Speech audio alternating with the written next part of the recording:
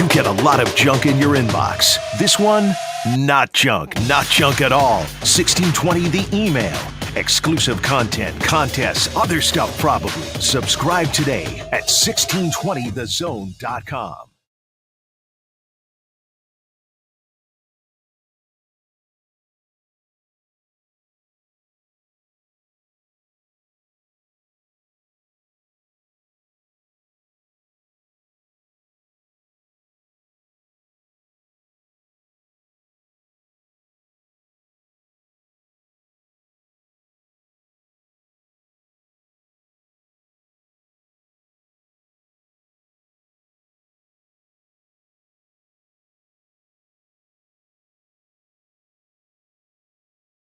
$16.20 The Zone Traffic.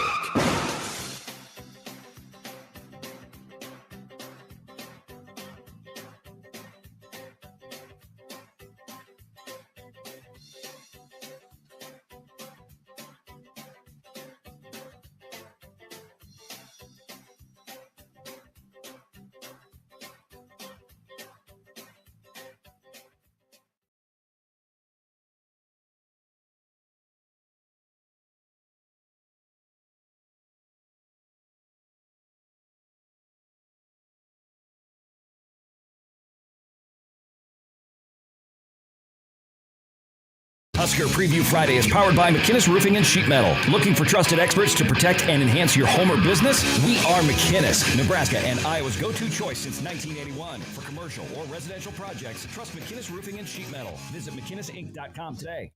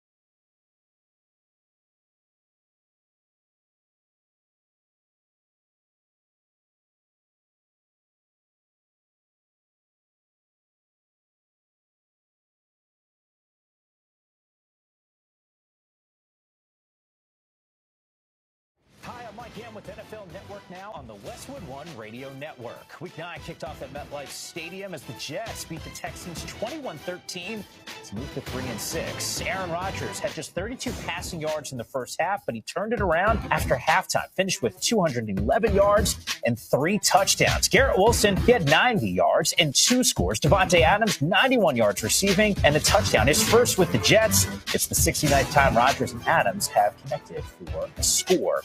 For the Texans, C.J. Stroud, just 11 of 30 passing. He was sacked 8 times. Joe Mixon, he ran for $106 and a touchdown. The only touchdown for Houston as they fall to 6-3. Some other news to get to. Ravens quarterback Lamar Jackson missed his second straight day of practice with a bad knee. Baltimore hosts the Broncos on Sunday. And Packers quarterback Jordan Love returned to practice after exiting last week's win against the Jags with a groin injury. This has been NFL Network Now on the Westwood One Radio Network. All right, gentlemen, this is Emmett Smith on behalf of Depend, and I've got the perfect play. Run straight to your doctor's office for a life-changing catch, because when prostate cancer is caught early, it's up to 99% treatable, and one blood test might be all it takes. And now through November, Depend is donating to the Prostate Cancer Foundation for select purchases. Talk about a great play. From September 1st to November 30th, Depend is donating 40 cents to the Prostate Cancer Foundation for Depend Shield Guards Real Fit products purchased in the U.S. up to a maximum of $300,000 void in Mississippi.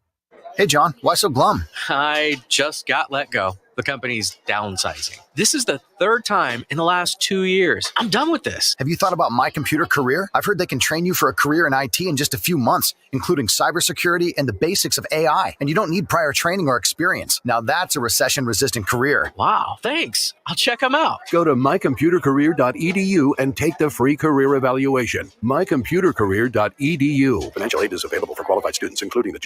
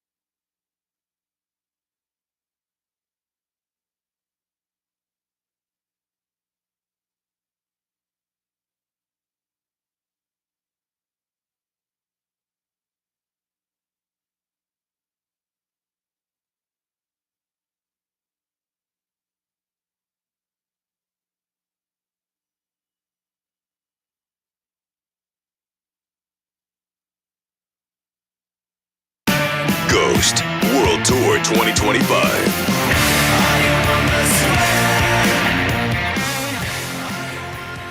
Ghost Theatrical Heavy Metal Arena Rock. August 3rd at CHI Health Center. Tickets on sale Friday at 10 a.m. at Ticketmaster.com. Don't miss Ghost.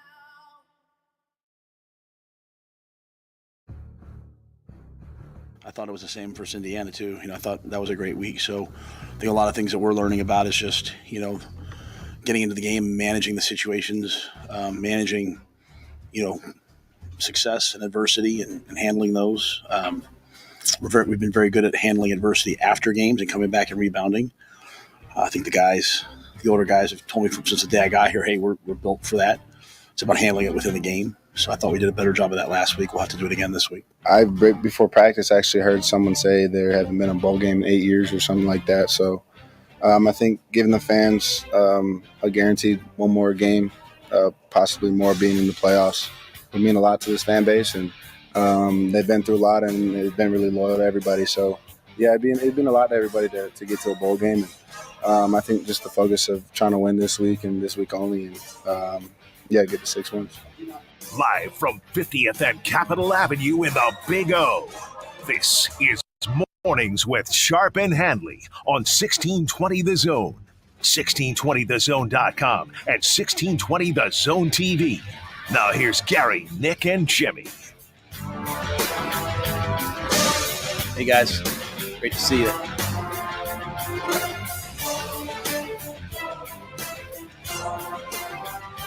All right, here we go. Welcome, November. Hello, how are you? Can't stop this month from coming. There it is. You cannot.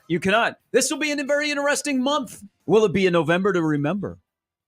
In many ways. I want to be the first to say that. Yeah. A November to remember. Take that, Brando. After a solid sports month that delivers us to a Football Friday Fiesta. We are pumped up. We are ready to roll, ready to do radio with all of you on the regular pigskin plethora of information and chatter that you have come to love between 6 and 10 Football Friday Fiesta. There's Jimmy. There's Nick. I'm Gary.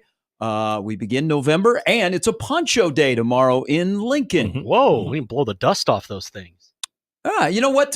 We have really been blessed. So I always look at the weather like, Thursday and Friday night high school football, how the weather has been, and we've gotten banger after banger. Like last week was the first kind of week that it was actually the first, to give away a secret on TV, I usually don't wear pants.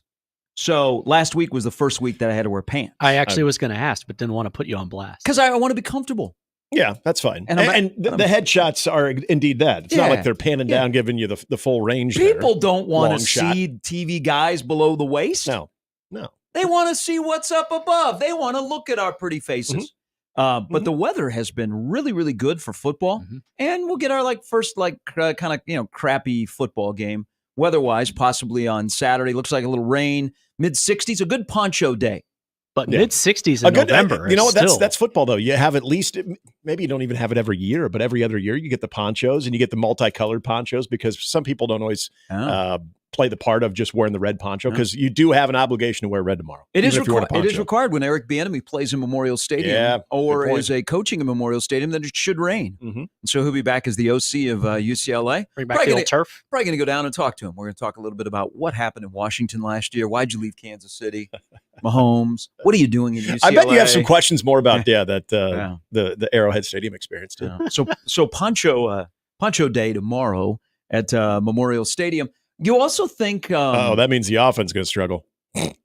Sorry, going to be a rock stirring. It's going to be a tough offensive day now. Will they be able to run the ball? It's going to be a rock fight. I'm kind of vibing with you on that. No. I've gotten into my. I don't want to play the game. I already know my score. And spoiler alert: I do not have them hitting that Purdue mark. That 31 points that we keep chasing 31. Hold on here, buy me a little time. I was telling stories coming in, so I'm I'm a little bit behind here on the. My prediction continues to fall, so I definitely do not have because the weather hitting the over. Everything, all of the above, but now add the weather to it, and I kid when I say the weather. Well, now that's going to be a problem for the offense. I kid. Hey, talking about high school football for playoffs tonight. It's going to be a nice night. Can't ask for much better. November 1st. We'll be at Siemens Stadium for Papillion La Vista Central. Nice. I guess there's a lot going on down there. Like a lot of stuff going on at Central High School. So plan accordingly. But Central's playing great, and I'm a big fan of what Tim Williams is doing at Papillion La Vista. I see what you're laughing at. I completely forgot that we were supposed to be on TV this morning. I was coming in and telling stories. Good. Look at that. Nick's got a banger hat on today. Do you guys think? Yes, nice. That is Titleist trying to steal some thunder from the Masters. Even a little sweat stain there too.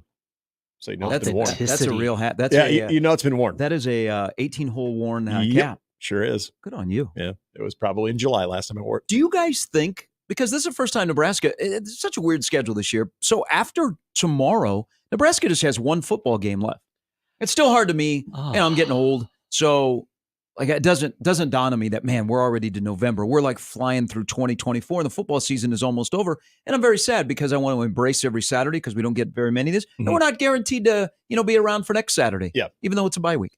But is like we're flying through the year. After Saturday, there's just one home game to go, but Nebraska hasn't been home in a month. So how things have changed. I was thinking about this on the drive in. You're playing a team that is new to the Big Ten. Nebraska's just coming off a game where they got hosed by the men in stripes and the men in Chicago. They basically said, you should have stayed in the Big 12, but we love that you have a gigantic, passionate fan base that loves to watch and spend money on our football. Yep.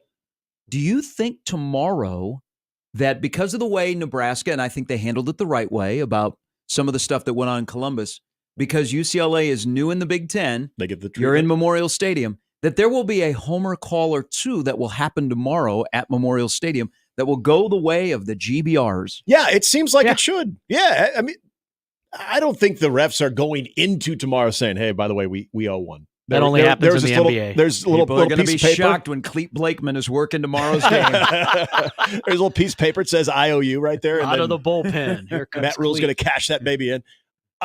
Isn't that always how it goes, though?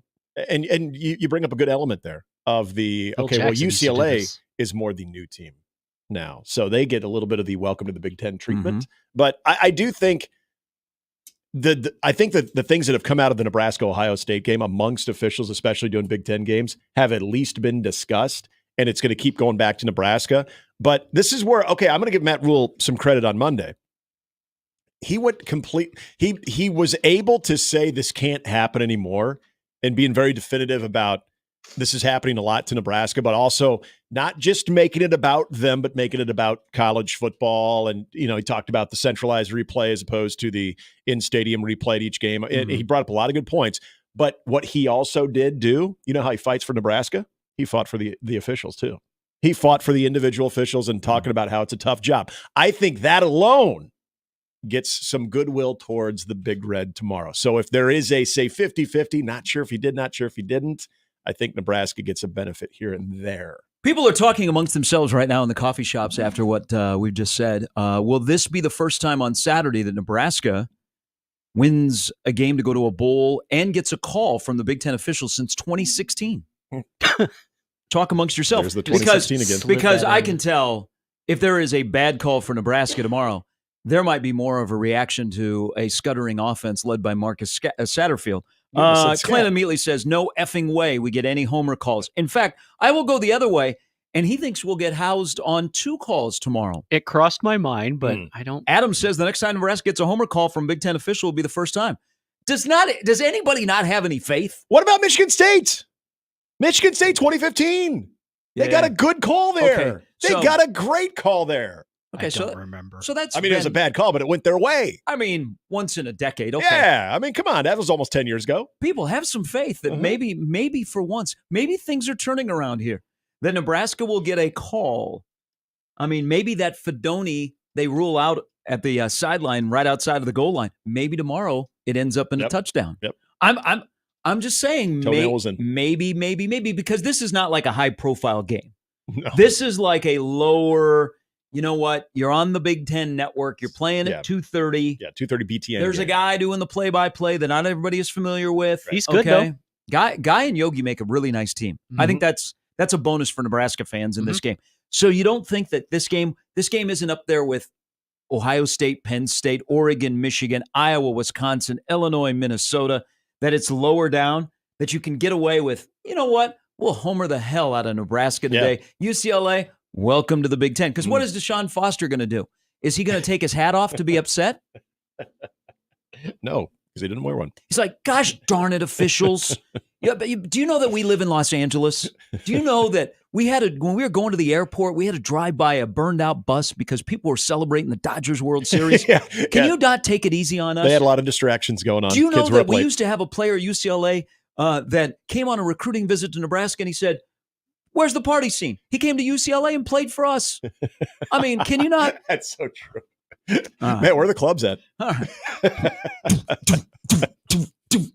All right, welcome in, everybody. Football Friday Fiesta. Off and running mornings with Sharp and Handley on 1620 The Zone. Hello to all the TVers out there, all of the comments, as the midday show likes to say. Let's get it hopping. Let's get it banging in the chat. I think this should be a day of emojis. Doug's already put out an emoji. I like our 1620 The Zone TV on the YouTube chat. Same. Because everybody's like a community. They say hello to each other. They ask about their kids. They're like, hey, how did Halloween go last night? Good morning. Saying good morning many times. Yeah, we'll see how long this can go before it just turns into an absolute dumpster fire. Usually we've been good for about 2.5 hours. Yeah. And then it just somebody says something. Yeah, somebody gets wrangled, and the next thing you know, you're talking about your mom. Can we leave moms out of it on a Friday? Okay? Because moms are going to have a tough day today trying to get the kiddos up after trick-or-treating. Teachers are going to have a rough day today because kids are going to come in sky high because all the sugar they ate. There's going to be a lot of movies today. They were allowed to stay up late. So God bless all you people today on this 1st of November. Yeah, there's going to be a lot of movies, I think, in classrooms today.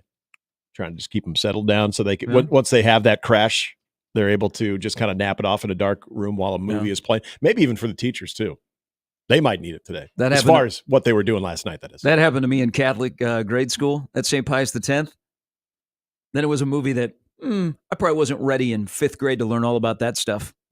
Oh, they did that on November 1st? I don't remember if it was November 1st, but I remember they separated the boys and girls and they showed us a movie.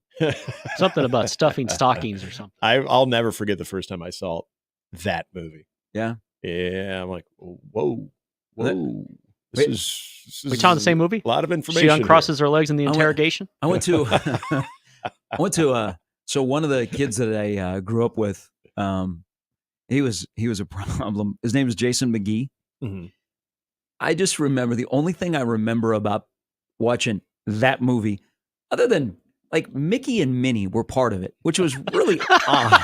Okay, I don't know if I saw that presentation of it. Like 40 years later, you look at it and go, that was kind of odd that a little Mickey and Minnie were in I'll go and say that's creepy. Why is Donald in the corner I sitting down? just remember that Jason, because we're all in 5th grade and they separate the boys and the girls, and Jason goes, "Oh, I've seen that." And so like like maybe some of the other classmates that were not, they were like, "Really?" And so all of a sudden he becomes the coolest. Yeah, he was cool. He made out with Melanie Dozier during Gandhi. We went to Gandhi on a field trip. That's like making out during Schindler's List. Dude, you're going to hell. Like there's movies you can make out to and not pay attention to the movie. Yeah. You can't do that to Gandhi. No. Ben Kingsley, best actor that year. You need to learn a little something there about Gandhi. But yeah, it's like in the Seinfeld where they made out during Schindler's List. I know. You're just asking for it to go to You HE are. double hockey sticks. And then people are going to talk about it too, and then they're going to look at you a different way too. It's just making out in a movie is cool, but it definitely depends on the movie. Yeah, And save there's that for like Bridges of Madison County. Howard the Duck on Golden Pond. The lineup brought to you by the Rooferys of John Higgins. Weather guard Brett Ciancia will stop by. He was in Columbus. We'll see if he got hit by a projectile. Mm-hmm. Well, you know who is really on the crusade of the Big Ten needs to answer for stuff that was thrown on the field? Amy Just. Did Amy get hit by something? I think she did. I thought I had heard she did. Either she tweeted it or somebody mentioned that Amy just got pelted by something. Yeah, she's the one that pressed the Big Ten on that issue. So Brett was in Columbus last week. We'll talk about his experience, what he thought of Nebraska and Ohio State up close. He'll join us coming up at 7:30. Lee Sterling stops by. I don't know. It's not a super enticing weekend of college football on the slate. Like I can't give you 10 bangers of games that you're gonna rearrange your life, postpone your wedding, send your kids out trick-or-treating on a Saturday so you can watch football. I'm still just triggered. And you brought it up earlier, and it's as we've gotten closer to Saturday, it's bugged me even more that Ohio State, Penn State is not a night. That it's really a benefit does. for Ohio State. This league revolves around I totally Ohio agree State. with that. Apparently, they're world famous. Yeah, I honestly do. I think I would be inclined to. This is weird. I'd be inclined to take Penn State off this night game, but I'm not. Now it's a day game. If you do the 3D logo of the Big Ten logo, it does say OSU. It's the subliminal messaging right there. I mean, at least they don't hide it. No. Also on the show, Mike Schaefer will stop by. Nebraska will actually have a very busy recruiting weekend as the push is on to put together the class of 2025, and then Matt Verzal stops by as well. Had a lot of joy last night. It's nice. That's good because the Jets won. We should all have joy. I got a little anxiety. I have anxiety issues, and so there's something big coming up on Tuesday. So I have a little bit of an election anxiety. Yeah. I just want to get to the finish line because I don't need from a friggin' person who I thought I was going to vote for, and now I'm thinking twice, with a text at 3 a.m. Okay, I'm exhausted. No, I wasn't. The text said you up, then it gave you. No. Gave you the information. I mean, Tuesday, Bowling Green, Central Michigan, Miami, Ohio, Ball State. Thank you. With you what you will. Thank you. I mean, people are like the texting campaign is just out of control. Yeah. I mean, people are like, oh man, I'm a huge Husker fan. I just got a text from Jordy Ball and Johnny Rogers. Yeah, I sure did. Okay, I got the video yesterday too. I'm just ready. Yeah. So I was looking for some joy. I would say that there was a lot of joy on Halloween yesterday. I hope you had some joy with your little one. Yes. Because seeing people dressed up like families, I love the family portrait of the family is dressed for Halloween, the kids are dressed for Halloween, and then even more so, the table, because I did this when I was a kid, you'd come home and you'd pour out your bag and it would overtake the entire table. Yep. I think we had a good Halloween around here yesterday, judging by my social media. I don't want to speak for everyone, but I think we had some joy last night. I cannot report otherwise. You had a great night in the neighborhood? Very festive. And you know what I actually saw yesterday? We were talking about this last night too. I saw some pillow sacks. People still getting candy in the pillow sacks, which I'm so happy they still do. But good on America. Yeah, you got it. The pillow sack is that's when you know you are on a mission. Because if you come home with anything less than a half of your pillow sack filled up, then you didn't try hard enough. You just didn't. But so we had the table out in the in our driveway, and we were our chairs, and we were hanging out on our next door neighbors. I went inside to my house, go to the bathroom. As I was coming out, there was a older young boy who got caught in the act of trying to take pretty much all the candy. Ooh. And I didn't even say anything. I just walked out, and all of a sudden he saw me, and then it all came right back out of his hand into the bowl. And I just didn't need to say anything. I think to a little kid you'd be intimidated because you're a tall guy. Yeah. I was bundled up a little bit Wear too. a cowboy so hat. I was a little puffier too, so I didn't have to say one word. I just kind of looked, and then it just went whoosh, right back. Son, you better put that candy back in the bowl. I don't even know if he took one piece. I think he just dropped it all. So maybe like today, a parent will stop by to apologize. Yeah. We're gonna or confront you. There's gonna be a crap ton of candy that they're gonna bring back. They're like, yeah, little Joey, he got a little overzealous. He thought the bowl was take as much as you want. I didn't have a sign though that said how much you could take. I just figured it was the honor system. See, I would have been the kid that said, I didn't see a sign that said that. Yeah. Well, it's kind of nice though to sit back and monitor it because they didn't know I was right there. So I'm just kind of, it was kind of an experiment, but it was fun. Reese we went with Reese for a little bit, and then he went with his older buddies. Did he come home with a full bucket? Yeah, he had the bucket. He's still not of pillow sack level yet. We don't want that. That's not good for anybody. But he does have the day off today. He's going to be. That was our choice. Baby hangover. not forced upon us, because we are going to and say a little prayer for us. We are going to do this in the afternoon. He's got his little annual checkup at like 1:30, and then after that we're going to Vallis. Okay. Is he going? Yeah. Well, yeah. He's going to Vallis. No, if wifey and I are having an afternoon date, we're not going to Vallis. I can tell you that much. But he will be going to Vallis, so this will be it.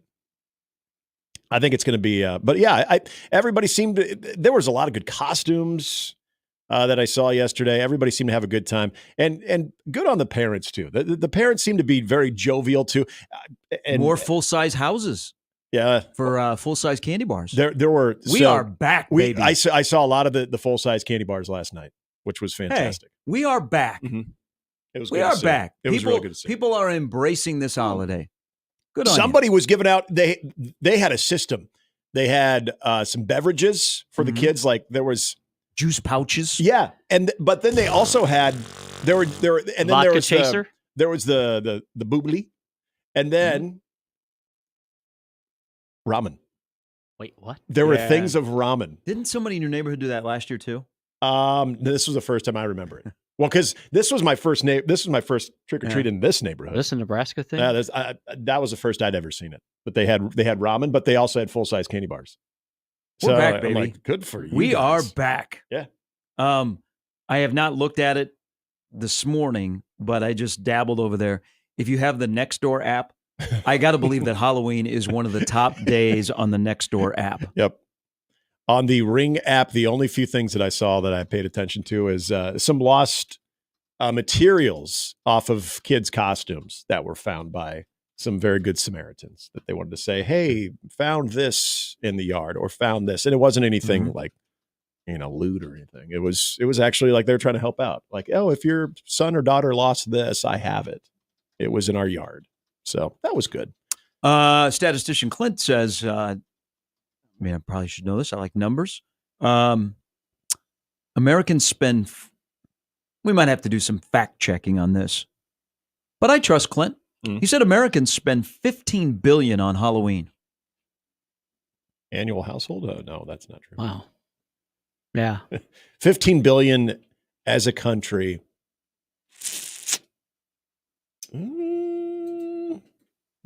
Have you seen some of the setups that people have? Yeah. Those like 20-foot tall skeletons and other zombie-like creatures that people put up on like in September. 15 billion seems like a lot, but we'll roll with it. Those things aren't we are cheap. Back. Man, people get into Halloween, man. They do. All right, you have the lineup for the show. Plus, there was a Thursday night NFL game last night. But, I don't think, this is just me personally, the college football slate week 10 is not super enticing. There's some interesting games. No 9 o'clock game. No, and you know what? And I mentioned this on Monday because what happens on Saturday night? Fallbacks. Yep, we fall back. We get it. We get an hour. Daylight saving. Yeah, so it'd be a great time to have a very late. You know, my wife still can't figure that out. And I say it's fall back. Oh, so we lose an hour. No, we gain an hour. You fall back. But if you fall back, doesn't that mean you would? I'm like, no, I can't explain it to her. I'm just saying, hey, in November, we sleep in. In the spring, we got to get up a little earlier. Okay, that's all there is to it. I like how you broke that down. Yeah, we're way out west. Sometimes you just can't overthink it. I was always taught spring forward, fall back. Yeah, it makes sense to me and you, but not to her. Extra hour of drinking in college is what I used to remember it as. The bars were open an extra hour. The S police will be out as well, so be careful out there, everybody. It's daylight saving. Time. Is that like runners at the corner? Beside the point. Well, it's. Do you think that the S person, when it comes to daylight saving time, because a lot of people say daylight savings, is also the person that will correct you on if it's called a hook and ladder? Oh, yeah. Yeah, they would. Yeah, they're like that. That's the lateral. Yeah, it's the lateral. Come on. All right, we're off and running. Good show for you. Glad to have everybody in. Hello, November. What kind of a November will it be for Nebraska football? Will it be tomorrow? For the first time since October 15th, 2016, we'll be celebrating a bowl win. Or will we be on hold for hours and hours on Big Red overreaction? There's only two ways to go, folks. You're either winning or you're losing. Nebraska and UCLA play on a Poncho Day at Memorial Stadium. Nebraska's 6.5-point favorite. Lots on that game. And a really, really interesting game in the Big Ten that I think has a line that is completely wrong, and you should take advantage of it. We'll get into that and much more as we roll till 10. Jimmy, Nick, Gary, it's Mornings with Sharp and Handley on 1620 The Zone.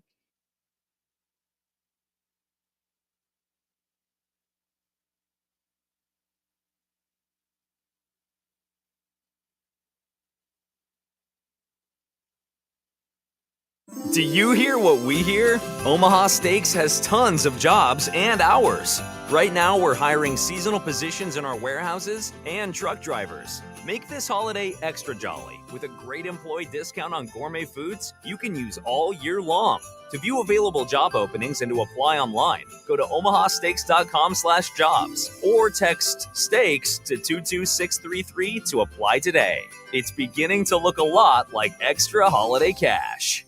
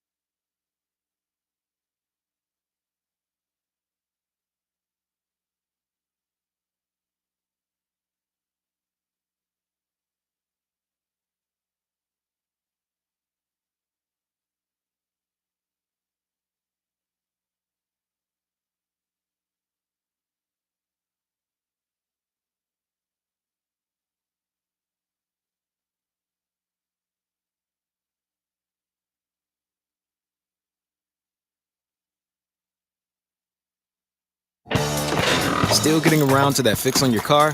You got this. On eBay, you'll find millions of parts guaranteed to fit. Doesn't matter if it's a major engine repair or your first time swapping your windshield wipers. eBay has that part you need, ready to click perfectly into place for changes big and small. Loud or quiet, find all the parts you need at prices you'll love. Guaranteed to fit every time. But you already know that. eBay. Things, people, love. Eligible items only. Exclusions apply.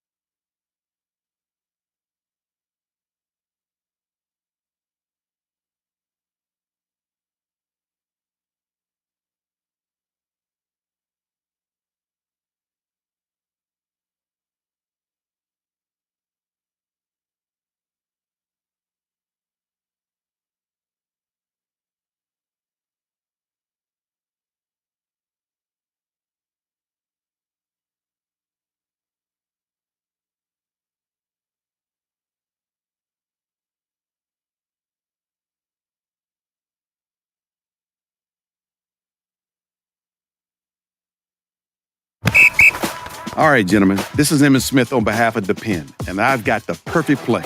Run straight to your doctor's office for a life-changing catch. Because when prostate cancer is caught early, it's up to 99% treatable, and one blood test might be all it takes. And now through November, Depend is donating to the Prostate Cancer Foundation for select purchases. Talk about a great play. From September 1st to November 30th, Depend is donating 40 cents to the Prostate Cancer Foundation for Depend Shield Guards Real Fit products purchased in the U.S. up to a maximum of $300,000 void in Mississippi.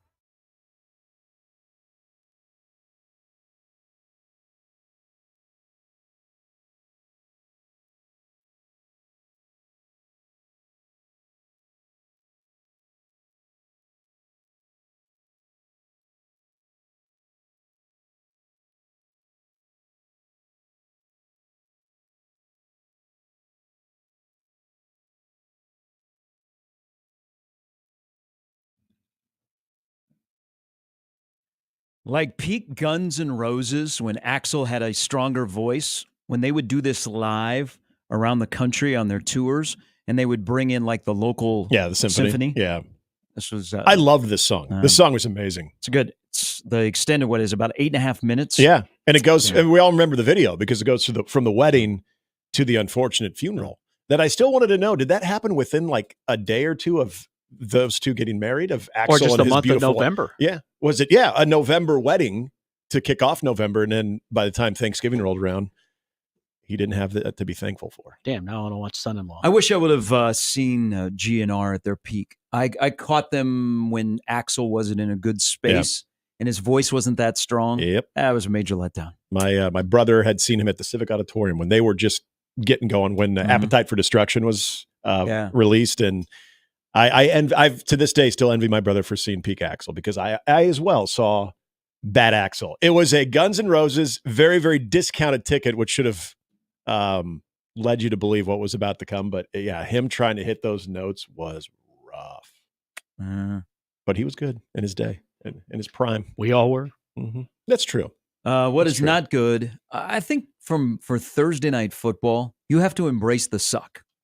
Like you can't convince yourself that it's going to be a normal football game, and you just try and be less sucky.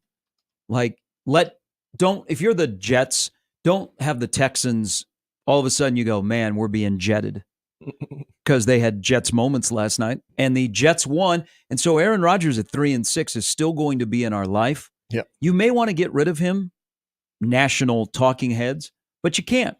He's one of the most fascinating athletes out there, and they're 3-6 and they're still now at least relevant. And he made some Aaron Rodgers throws last night. Second half, he looked like the good Aaron Rodgers. Yeah, apparently it was a great catch. Yes, the Wilson catch was. There was a Calvin Jones moment in the game. Yeah, with the ball. Yeah. So the Wilson catch, I don't know. Would you agree? My opinion. I'm curious if you would agree or not. Better than the Odell Beckham Jr. catch. Okay, I think it was better because he, unlike Odell Beckham Jr., who still had a chunk of the boundary to work with, Wilson did not. The fact that he makes the one-handed catch, but then gets the foot and the foot shin down, to me, that adds a degree of difficulty. So I'm going to say Garrett Wilson better than Odell Beckham Jr. I think it was a marketing ploy. Because of the jump man? Because of the jump man. Yep. I'm going to say that they planned that. So Adidas is going to try to reinvent the jump man? Now, I've retired the OBJ catch. I think I stopped with there. It's in its own category? Stop comparisons. Maybe people will go, oh, that's a Garrett Wilson catch. Okay. Well, yeah, you're right, because every time there's a one-handed catch, everybody has to compare it to Odell Beckham Jr. Why can't they live on their own separate island? Yeah, it's a fair point. But we did have a Calvin Jones moment. Remember, speaking of rain and against enemies, not Eric B. Enemy, but when Calvin Jones was running down the field against Colorado and dropped the ball before he went into the end zone so he could take off his hat. Sure do. His hat, his helmet. If social media was back then, people would have lost their mind. Yeah. Also, if Nebraska would not have gone on to win that game 52-7. Right. It was very insignificant. But it has become more common in football, and I do not understand this because this is such a boneheaded play, is that you can't wait to celebrate, so you drop the ball before you cross the goal line. And we had the rookie Corley last night do that. Mm-hmm. So it did not turn out to hurt the Jets because the Jets, of course, went on to win that game. dropping the Texans to 6-3 with just a point differential of +1. That is not a 6-3 team though right now. They got their offensive line has got a quarterback that is a deer in the headlights look. 8-6. But how come they didn't mention like Al Michaels? That would have been great. Oh, he pulled a Calvin Jones. Do you think better yet, don't you put that on Kirk Herbstreit? He's a college football guy. He should know. And that was his time. He was playing at that time. He should have known. No. He's a peer. And if Kirk Herbstreit would have brought it up, would Al Michaels be like, who? Or just like, yeah, there's Calvin, more Mike. Kirk Herbstreit college football reference. Why do you think we see that more nowadays? I don't know. It's because there's at least there'll probably be a couple a month where I don't get see it. No, more in college than in the NFL. Yeah. That's the first one off the top of my mind that I can think of that happened in the NFL recently. It makes zero sense to me. I mean, even when you think you've crossed the goal line, why? None of it makes sense. Absolutely nothing. Especially at a time where you can celebrate a little bit more, and you're not going to get penalized for it. Now you got to keep the helmet on, of course, we know that. But to celebrate more, just do that. It's better. You still have the football in your hand, or find that guy, the official in the back of the end zone. Give it to him if you need to dispose of the football. Makes zero sense to me. Why would you ever even want to risk that? There's no logical reason to even 2 steps in the end zone. Flip. Can you imagine if the Jets would not have won last night? That rookie, Gary, it was looking that way. That rookie would have got the Yankee fifth inning treatment. Yep. It was looking that way. I mean, it really was. When you get into the midway third quarter, when Houston kicks the field goal, I'm sure every Jet fan was thinking it. But, this was the beauty about it, because as it happens, this is so Jets. That's what was beauty. I was hoping it would cost them, because then you would have gotten an A-Raj meltdown where he would have been calling out a rookie. He would have been just livid about it. And then, then he would have taken the holier than thou, I don't do stuff like that. There would have been a lot about him. He definitely doesn't hide his body language. Nope. He overthrew Devontae Adams on the first drive, and then Breece Hall dropped a pass. Yeah. Oh, yeah. And the camera immediately goes to Rodgers, and you can see his disgust. Yep. The eye, kind of an eye roll, or it's a combination of an eye roll, daggers that he's staring as well. But it was such a Jets moment that I don't know about you. I assumed it would hurt them.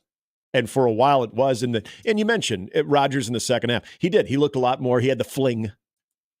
Yeah, he had the fling going. Second half he looked good. That defense for the Jets was really good last night. I know the Texans have problems protecting Stroud, and they're without their 2 top wide receivers. Yeah. But that defense for the Jets was kind of like the defense that last year at least, got them through some victories. But we can't quit Aaron Rodgers. Aaron Rodgers is good for business. National people don't want to admit that because, oh my God, he's different. Yeah. He's one of the more fascinating athletes that you can't figure out, so you talk about him. And they're 3-6, so you're going to have to continue to talk about them. What's going on in Memorial Stadium is the big thing this weekend. And by the way, Peter King. Yeah, I saw that. So the retired Peter King has been traveling across the country. He wanted to meet with Matt Rule, but Matt Rule's trick-or-treating apparently. Huh? Yeah, gone trick-or-treating with him. I don't know if he was talking. He must have, because they probably have said something about the kids trick-or-treating, so he didn't get a chance to sit down with Matt Rule, but they must have been in contact. Yeah, so I'm sure, Peter King, when he was at Pro Football Talk or at SI, he would do the training camp tour. So I'm sure that he's, spent some time with Rule. But yeah, Peter King was passing through Lincoln yesterday. He went from Boulder to right here in Omaha. He might be waking up in Omaha today. But 50th and Capitol, Peter stopped by. He stopped by Memorial Stadium and took a picture. So while that stadium on Poncho Saturday will have $90,000 in there to welcome back Marcus Satterfield. Why? Because the last time Nebraska played at home, we weren't as vocal about Nebraska's OC. No, but hey, no. Nebraska nice. If the offense skitters a bit and the first screen pass is dropped or goes for negative yards, it's going to. Nebraska nice, out the window. But that is not the biggest sporting event that involves the GBRs this weekend. Can't believe. Why is Nebraska-Wisconsin volleyball on cable TV tonight? I actually was just thinking that, looking at So that. Nebraska-Wisconsin are playing a top 10 matchup in Madison. Mm-hmm. Always good. This is Wisconsin volleyball is the Texas football to Nebraska. Yes. Nebraska got up for Texas, couldn't beat them. Mm-hmm. Nebraska volleyball gets up for Wisconsin. Now, last year they split with them, Mm-hmm. but Nebraska has more national titles in the last 9 years than they have wins in Madison. Yep. Nebraska has 2 national titles, so they haven't won in Madison. Right. This is like peak top Big Ten volleyball, in my opinion, because Russ Rose is no longer at Penn State, even though Penn State's having a great year. The Wisconsin rivalry has replaced Penn State just because Russ Rose isn't there, and they've, now Wisconsin has a punchable face coach who looks like a guy from the Goonies. It only took 3.5 minutes of talking about Wisconsin. I was before you brought waiting. that up. Yeah, I think he disses Nebraska. I think he's jealous of Nebraska. You know what? I can't. You got a good program. You beat Nebraska in Madison, but this is on BTN. Now, BTN does a great job with volleyball. And women's sports, They do a women's very good sports they have a lot of momentum in this country. Even yesterday, Jimmy Patero, who runs ESPN, said we are probably going to have a women's only daily talk show on one of their channels. Yeah. You already know the ratings. The WNBA just ran through ratings. Volleyball has been up. College basketball is about to start, where the epicenter will be in the Big Ten again. Mm-hmm. Thank you, Juju. So the ratings will be really, really good for women's sports, and they are on the trajectory is high. But when you have a match like this, and granted, network television has been very good to volleyball. They have showcased volleyball more than they ever have. But this should not be on cable tonight. I agree. This should be on Fox. This should be on Peacock. There should be somewhere where people can consume this that is not on cable. But it's going to be on cable. It starts at 8 tonight. And this is the number one rival. I can't wait. This is like evil against good.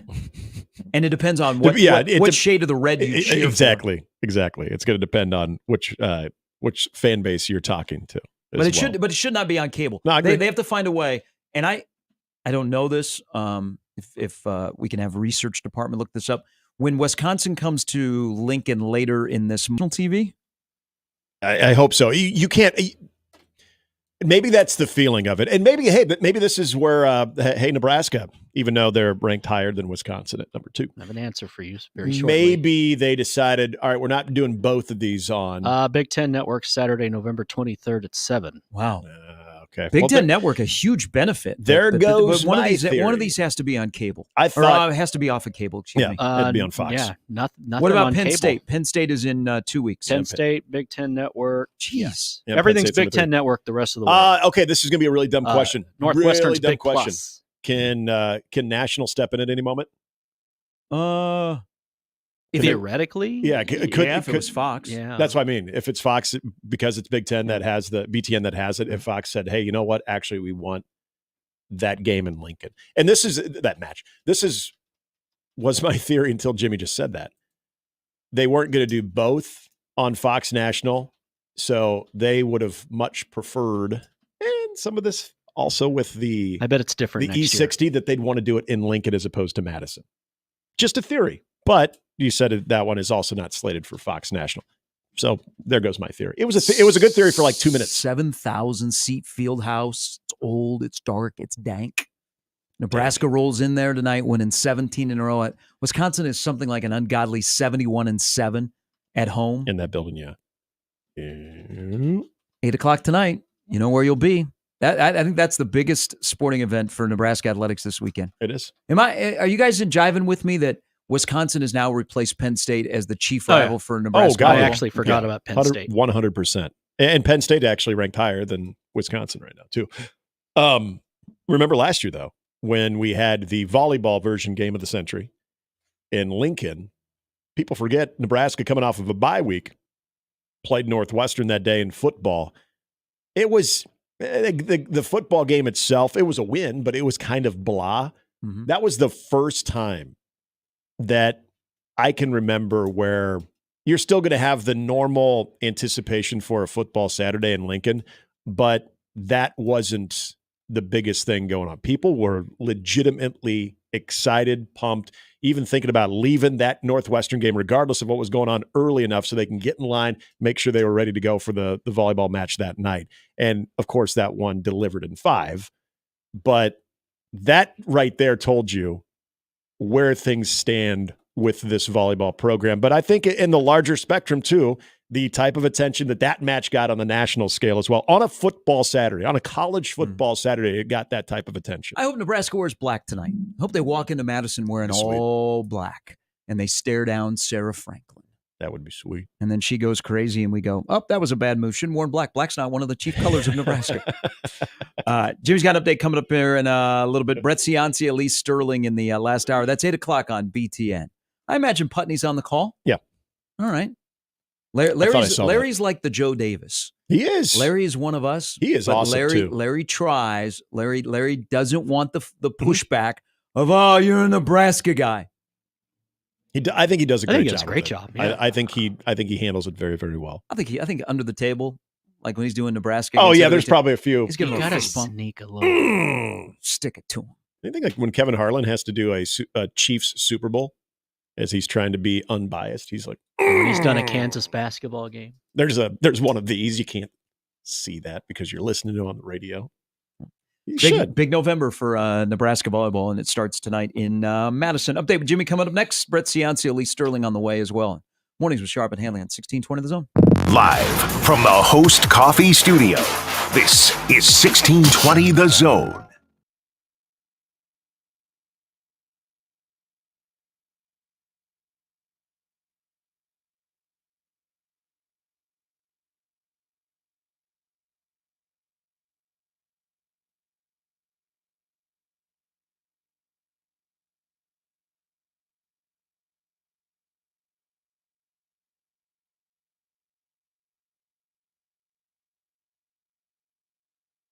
This time-saving traffic is brought to you by the Nebraska Lottery. Someone just won a beautiful new red truck playing Trucks and Bucks, so there are only 2 trucks left out there. Get yourself to a Nebraska Lottery retailer, buy a ticket, and play today. Top prize odds, 1 in 336,000.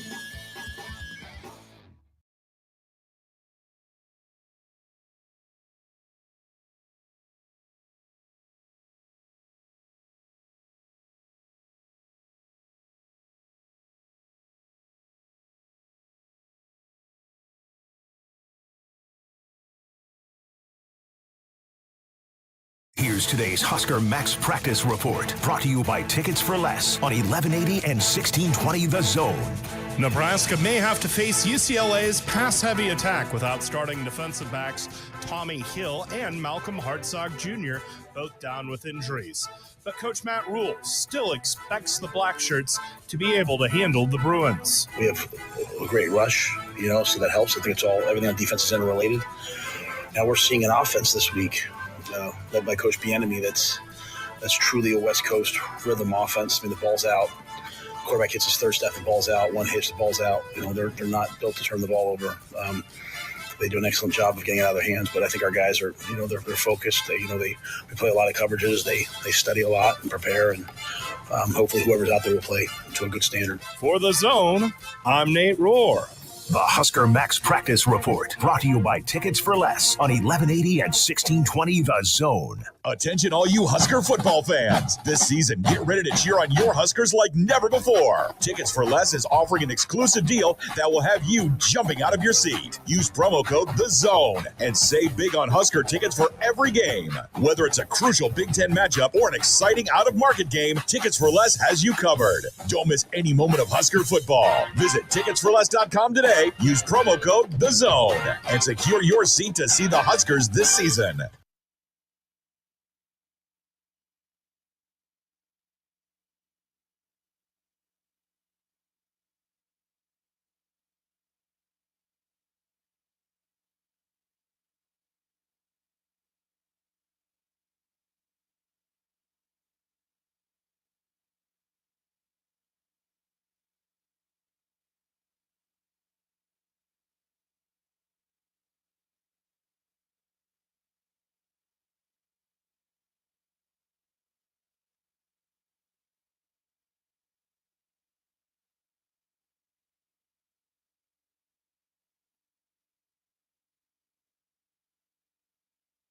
Email unsportsmanlike conduct on the Equitable Bank Zone Inbox with whatever is on your mind, from your hot takes to what you think is one. The Zone Inbox is brought to you by Equitable Bank. We take banking personally. We want to hear from you on the Equitable Bank Zone Inbox.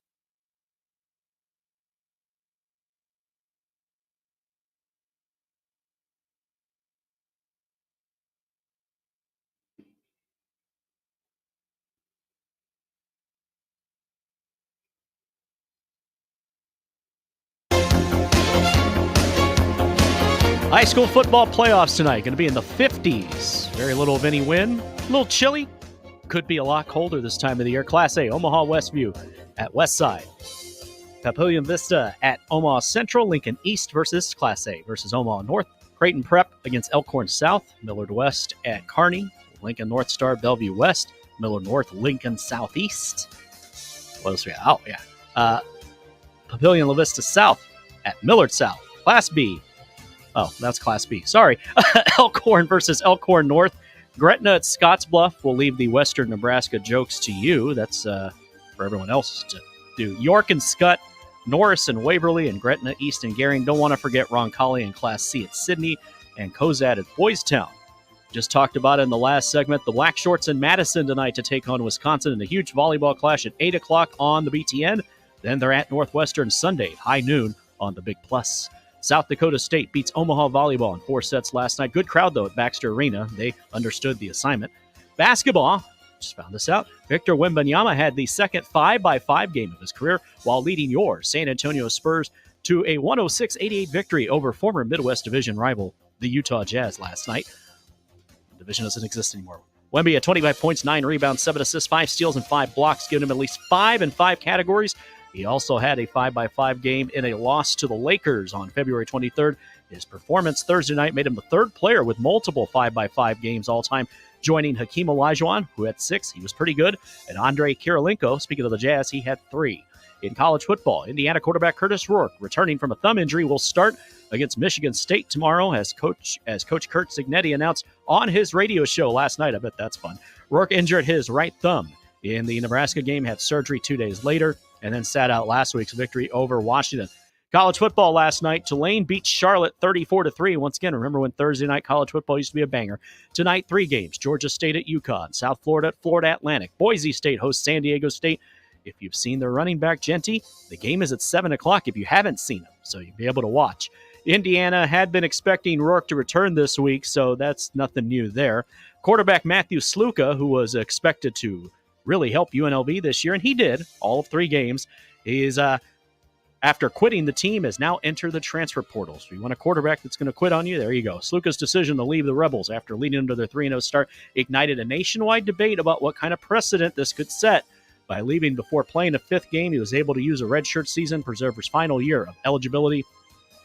Bob Sluka, his dad, said that his son was promised $100,000 in NIL money or at least chips in any casino in Vegas to transfer to Holy Cross or from Holy Cross, but no payments were ever made. And finally, after 42 seasons, Bob Costas is retiring from baseball play-by-play. He had done games the past couple of seasons for MLB Network and TBS. His final games, you watched him, all of you. The ALDS between the Yankees and the Royals. His contract with TBS expired at the end of the season, but his plans to retire from baseball play-by-play had been in the works for over a year. Sure.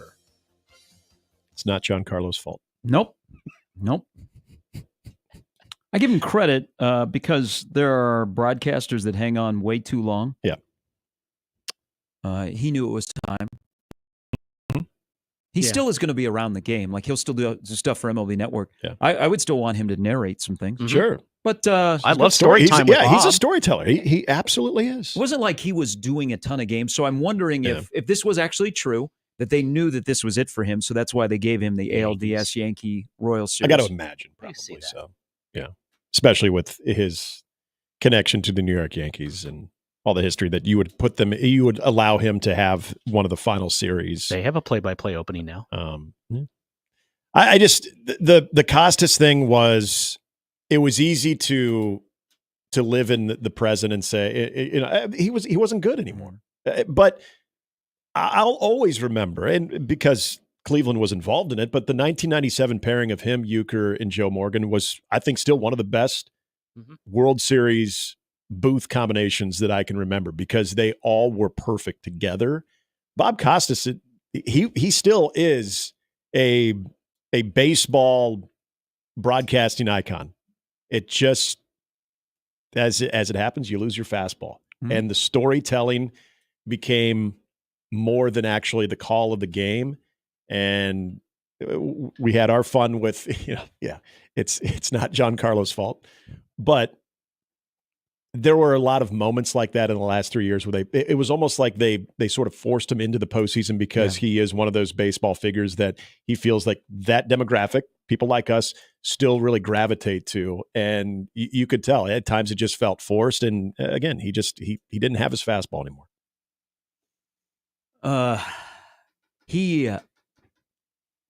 I think what happened, so, there are less than more, but there are broadcasters that just do it because that's what they do. And they don't love the game. Right. I think Costas towards the end, because Costas is a huge baseball guy, loves baseball, and that has come across. I thought the last couple of years when he does play-by-play, he's so ticked off at the game. Like Al Michaels comes across that way. Yeah, I think Al good point. Michaels loved football. It doesn't come through when he's doing play-by-play that he loves the sport that he's calling, that it's more of a job. And I thought that's what Costas was in the last couple of years, and definitely during the Yankee Royal Series. I mean, he gypped us all. He was not, his fastball was about 80. It wasn't even a four-seamer. Okay. Had no movement. All right. It was very straight. You were crushing that one. Yeah. But it's not easy to realize that as an older broadcaster that, you know what, I got to step aside. I've had an incredible career, which he has. I'm glad that he'll stay around the game because I think talking about it. Yeah. But he's also expanded. I mean, look at Bob Costas might be on CNN more than he's on MLB Network. That's true.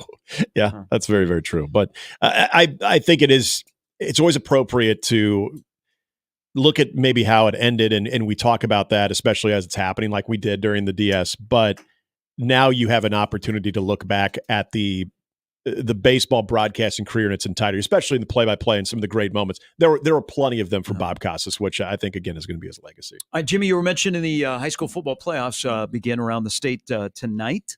Over on Cox, we'll have a good game. Omaha Central, which has been much improved. They won 4 in a row. They take on Papillion La Vista. Anybody going to get in the way of what everybody wants in Class A? So B is a great field. I think B will be more competitive than Class A, but the A final, if we get what we want, seems predestined between the two teams that have outscored their opponents 830 to 191 this year, will be better. But the road to Memorial Stadium and B will be more competitive and better matchups. But is anybody going to get in the way of Omaha West Side and Millard South meeting on Thanksgiving week on a Monday night in Memorial Stadium? No, and I think you've seen even more than some of us as far as the teams that if you were looking at just seeding wise, that you think, oh, like, hey, does Elkhorn South? Okay, maybe you've seen them play. You see how they match up with West Side. You see how Millard South matches up with some of the lower seeds too. So I don't think so. Just from being an outside observer that happens, especially with that disparity between those two and then the rest. But could you make the argument that not anything that impacts West Side and Millard South, but the teams that they might face in the semifinals could actually be different as far we could get the seeding could get out of whack a little bit from that standpoint. I'm not talking about 1 and 2. I'm talking about, your 3s, your 4s, your 5s, your 6, those where maybe the next round involving those teams, assuming that they make it through the first round, could have some good matchups. I'm not saying any of them versus West Side or Millard South. I'm just saying, okay, let's, for instance, Omaha North, they say they beat Lincoln East, and then they would take on the winner of Elkhorn South and Creighton Prep. Then you have a 4-5. Could that make for a very good game to where maybe even from a seeding standpoint, Omaha North is a 5 could win and be, upset a 4 seed, something like that.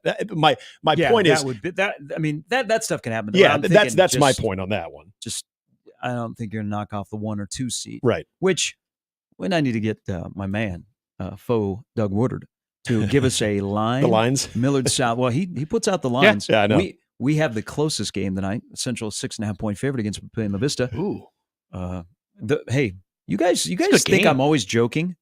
You can get action in this town on high school football. I believe it. Yeah. That's how it was where I grew up. I don't doubt that one bit. There are plenty of people that listen to us that gamble on high school football.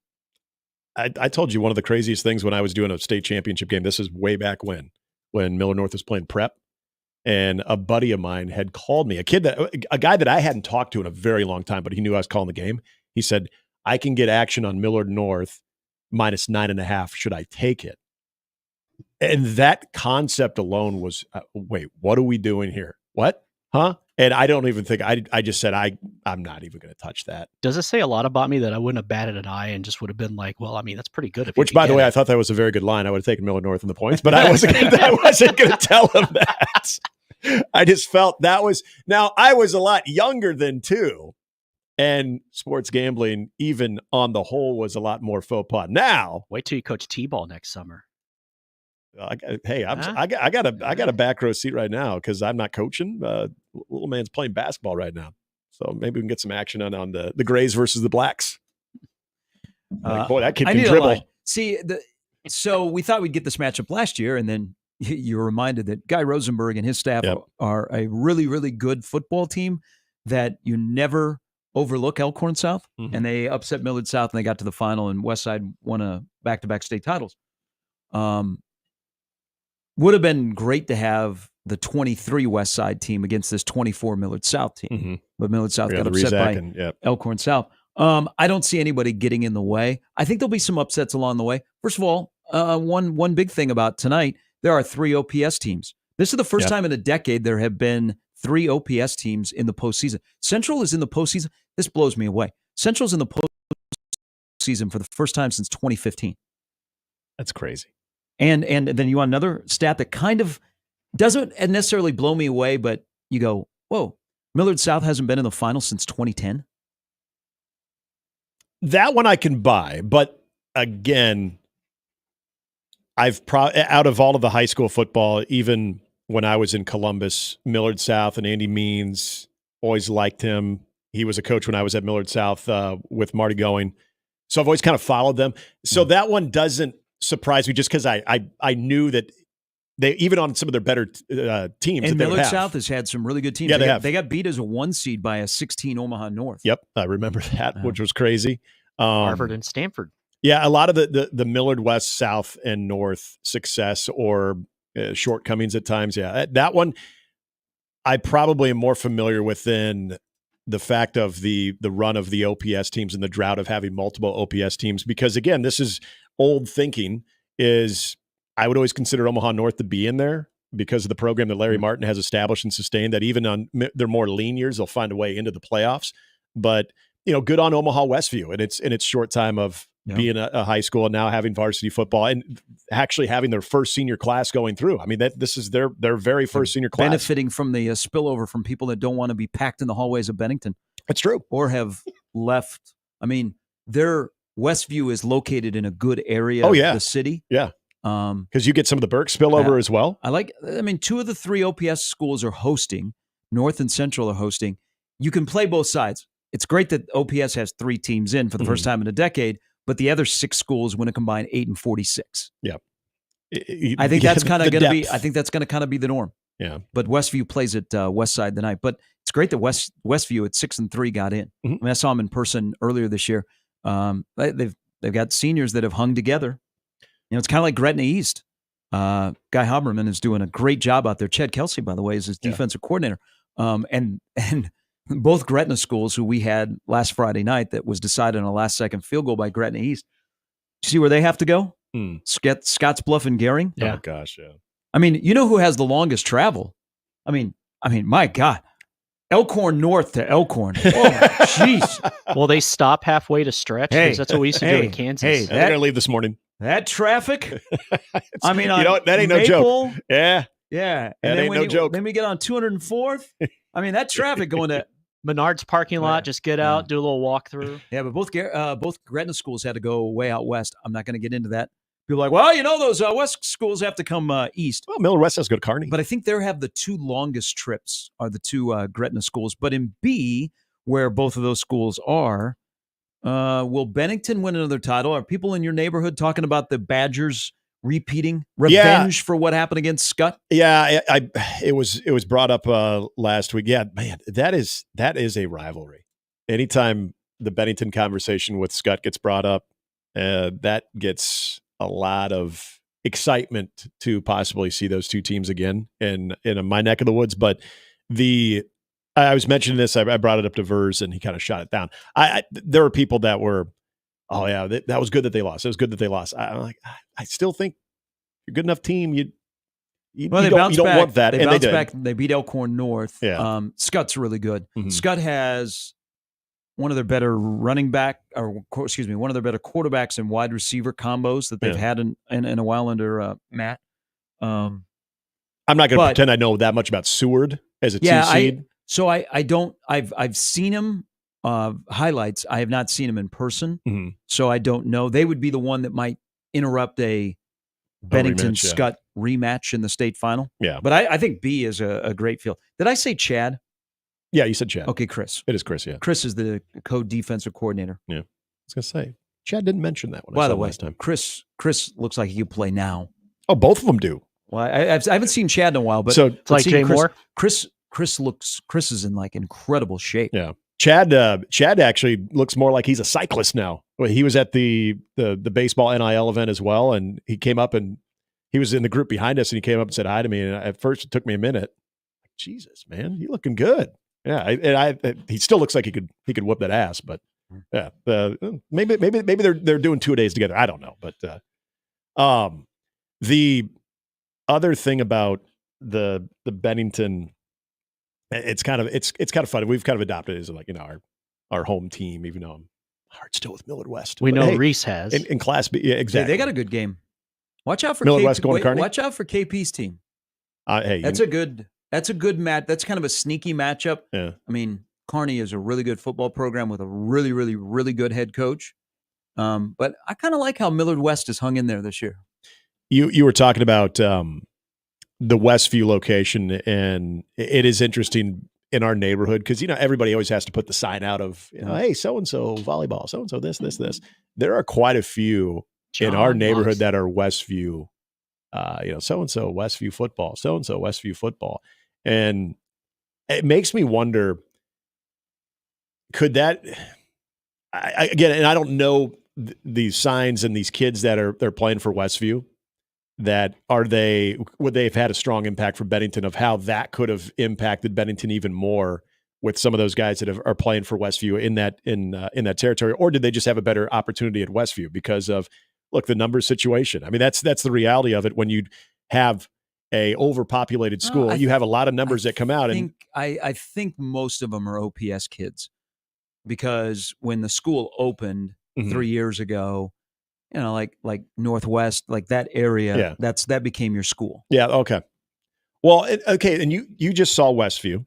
And I mean, they're in it to win in athletics at Westview. I mean, you don't make Eric Barons your athletic director and he's a bit of a competitor. Can you guys just field some teams? Yeah. He's a bit of a competitor. When you saw them, because this is the thing I always kind of find interesting when you have a new school and you finally have your first class go through. From a size standpoint, like physically, how do they look? They're big. Are they? Yeah, they got some young players as well. Yeah. That's the because I remember Millard West, Papio South, being a part of Millard West, but when Papio South had their first group go through, that was the one thing I noticed. And this is when we're doing games on Cox. You would watch them is usually doing the Papio South game, and Papio still looked a lot bigger than Papio South when that first class would go through. So that's why I asked about Westview. Papio looks huge this year. It's hope people watch tonight. Two of the guys that don't get enough mention around this area, Ike Ackerman for Omaha Central and Cale Johnson for Pena Vista. They're both right now they're both committed to Division II schools. They They are not Division II players. They are above Division II. Is the Leggett, right? The quarterback? Cam Leggett? Yep. Yeah. Is he a junior? Is he a Yep. senior? Okay. He was slinging it a little bit. Decent little arm there, too, when I was watching that game against Westside when it was actually a game. Mm-hmm. All right. So good luck to everybody. High school football playoffs kicking off. The road to Memorial Stadium. Omaha Westside, Millard South state final. Whoa, Captain. Calm down. Sorry, I just saw a comment in there. Social media, if we get Westside, Millard South, social media would be ablaze. That'd be a hell of a discussion. Because people would say, well, could both lose? No, it's a win-win if we get them in the state final. We've been waiting. Mm-hmm. I want a line, though, a hypothetical line. What would be that line? I will say Millard South 5.5. Okay. Game on and a neutral site. I like that. I may be off there. I may be getting a text from a couple people here in just a moment. That's just my opening line. But you know what? When he goes to break? I just bet the lines. I don't set the lines. He tees that line down. You can buy a half point. You know. Brett Ciancia is coming up at the bottom of the hour. Lee Sterling as well on 1620 The Zone. Your Omaha area forecast from the Godfather's Pizza Weather Center and KETV News Watch 7.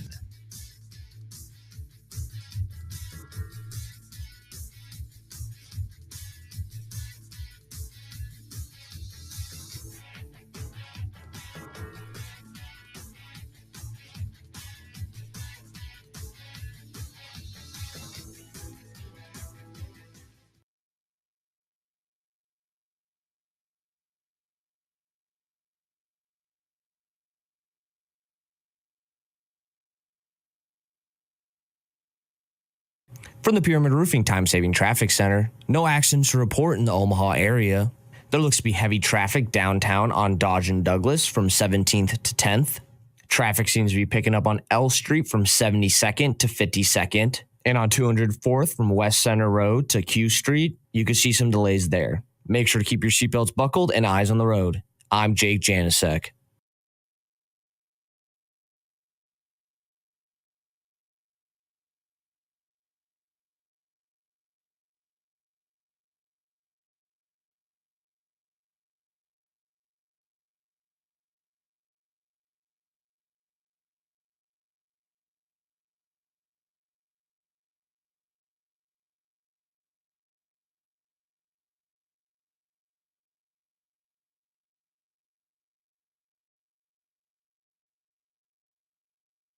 OSI Oakland is hiring maintenance mechanics for second and third shifts, with pay starting at $24 per hour and potential to make up to $40 per hour based on skills and experience. OSI Oakland offers great benefits including medical, dental, vision, 401k, and a retention bonus for new hires. Apply now at osigroup.com/careers or call 712-866-1229. Must have ID and wear closed-toe and heeled shoes to enter the plant. OSI is an equal opportunity employer. Bonuses subject to eligibility and program requirements.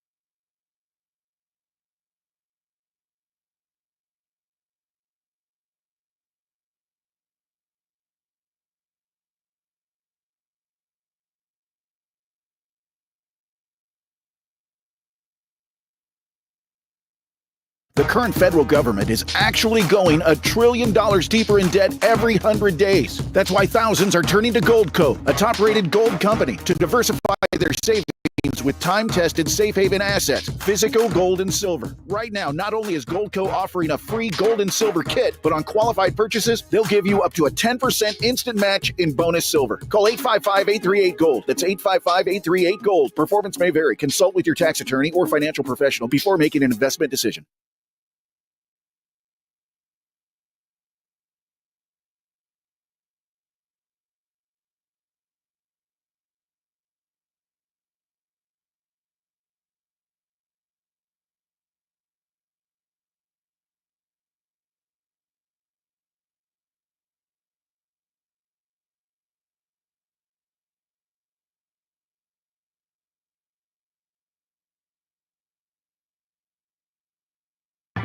Now back to Mornings with Sharp and Handley on 1620 The Zone.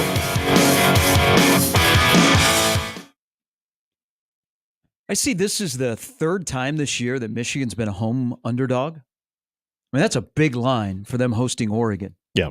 I think Oregon goes in there and blasts them. I did too. I think the Michigan, the post-national championship, you can't call it a honeymoon, but the I don't even know the celebration. It's that's a shell of it. That's a shell of that team. The quarterback situation is awful. That's a vulnerable team. I'm with you. I think Oregon smokes them. Like Dylan Gabriel solidifies his spot atop the Heisman Trophy race with a performance in Ann Arbor. I also think whoever wins in State College punches their ticket to the playoff. I'd agree. As long as they don't completely fall apart at the end of the year. Penn State or Ohio State, the winner is in the playoff. I get the feeling that everybody thinks that this Ohio State football team is trending to something bad, that they remind us that they're still pretty damn good. Yeah, they do seem vulnerable, though, in some areas. Yeah. I mean, there's a lot of noise around that program. I would take a guy that's 60, is he 62-9 now? 62-9 as a head coach? Ryan Day. Is that his record? Yeah. Mm-hmm. Okay. Yeah. I'd take that guy. Yeah. I mean, he might be better at a place that's not called Ohio State. If Penn State wins, it's Cole Nicky, and after reading yesterday's article in The Athletic, I cried. This is... Now, if Penn State loses this game, you got to go, okay, where are we going to find a win that people go, Mm-hmm. Because Penn State's closing schedule is Washington, Purdue, Minnesota, Maryland. Right. And they have built for this. This is the year that, Ohio State doesn't seem like, they got no shot against them. Yeah, that's a good point. They have recruited, they have built this roster for a year like this to be playing Ohio State at home. And, James Franklin's success against Ohio State. Yep. This would be major letdown if Penn State couldn't come through this year. Everything has led to this. If Ohio State goes in there and wins tomorrow on whiteout, but I think the winner punches their ticket. I think that's, for Penn State, yes, because for the simple fact that they have the schedule that they do, and then now the way that the Ohio State's schedule, we just talked about Michigan, how that game all of a sudden, but you still got Indiana if you're Ohio State as well. And I think now that is going to be, obviously with the loss that they had to Oregon, if you were to lose to Penn State, but then you run the table depending on how Indiana plays out this season, there's obviously the Ohio State brand biased and a little bit more opportunity to have that win. You're not keeping 10-2 Ohio State out of the playoff. Not if their at all. two losses are on the road at the number 1 team and at home to top 10 team. Yeah. But it'd be a huge boost for Indiana. But you're right about Penn State, because Penn State shut out of a Big Ten championship opportunity, and you had Ohio State at home. And that's going to be a tough road to hoe. And you think about it, if that's a team that only loses one game and all of a sudden you're trying to make a case for Penn State, weren't we always told that even a two-loss Big Ten team, especially with the brands of the Ohio States, Michigans, Oregons, and Penn States of the world, will get in? You bring up a very interesting question of where on that resume, if, say, you're deadlocked with an SEC team that has something similar, that you can say, but look who they beat here. It's time to talk quality wins instead of quality losses. Mm-hmm. I like my QW. You might like your QL. I think my QW goes down better. And Penn State would not have very many quality wins. I mean, I think Illinois wins as an underdog against Minnesota at home. But, I mean, is Illinois going to hang around and be ranked? Yeah. And people forget about that. SC hasn't breathed very well right now. No. You need Q-dubs. I want to talk Q-dubs. You could talk QLs. This is where you would hope that Wisconsin would all of a sudden start to kind of go on a heater a bit too, because then you would have gone to Madison, Wisconsin, and really smoked them in the second half. What will be a 5-4 team after Saturday night in Iowa City. Yeah, I'm all on Iowa on Saturday. Brett Ciancia joins us next on 1620 The Zone.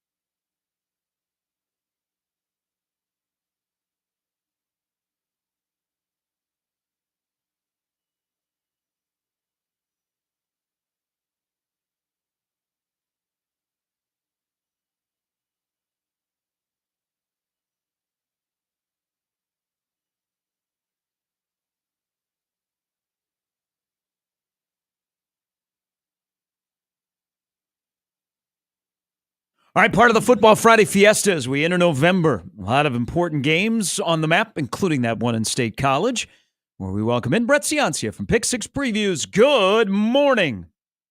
Hey, good morning, guys. Thanks for having me on. People are wondering, you weren't by chance, because I know you like to watch the game from the field. You were not hit by any projectile in Columbus on Saturday, were you? No, I was not hit by any projectiles. I also was not hit by any projectile flags from the ref because there was some questionable ones thrown down Be there. still your heart. Yeah, you know the audience. You know who you're talking to. Good stuff. Yeah, I'd say it went about 5-1 in the questionable penalties. The one that everyone remembers is the targeting that benefited Nebraska, but there were about 4 or 5 that went the other way that I quite honestly didn't understand. The offensive pass interferences. There was a questionable spot on a little bit. Nebraska clearly got the first down by 1.5 yards, and it was brought back. Stuff like that adds up throughout the game. Wasn't really the difference, in my opinion. You can never really blame the refs. It was about an even ball game.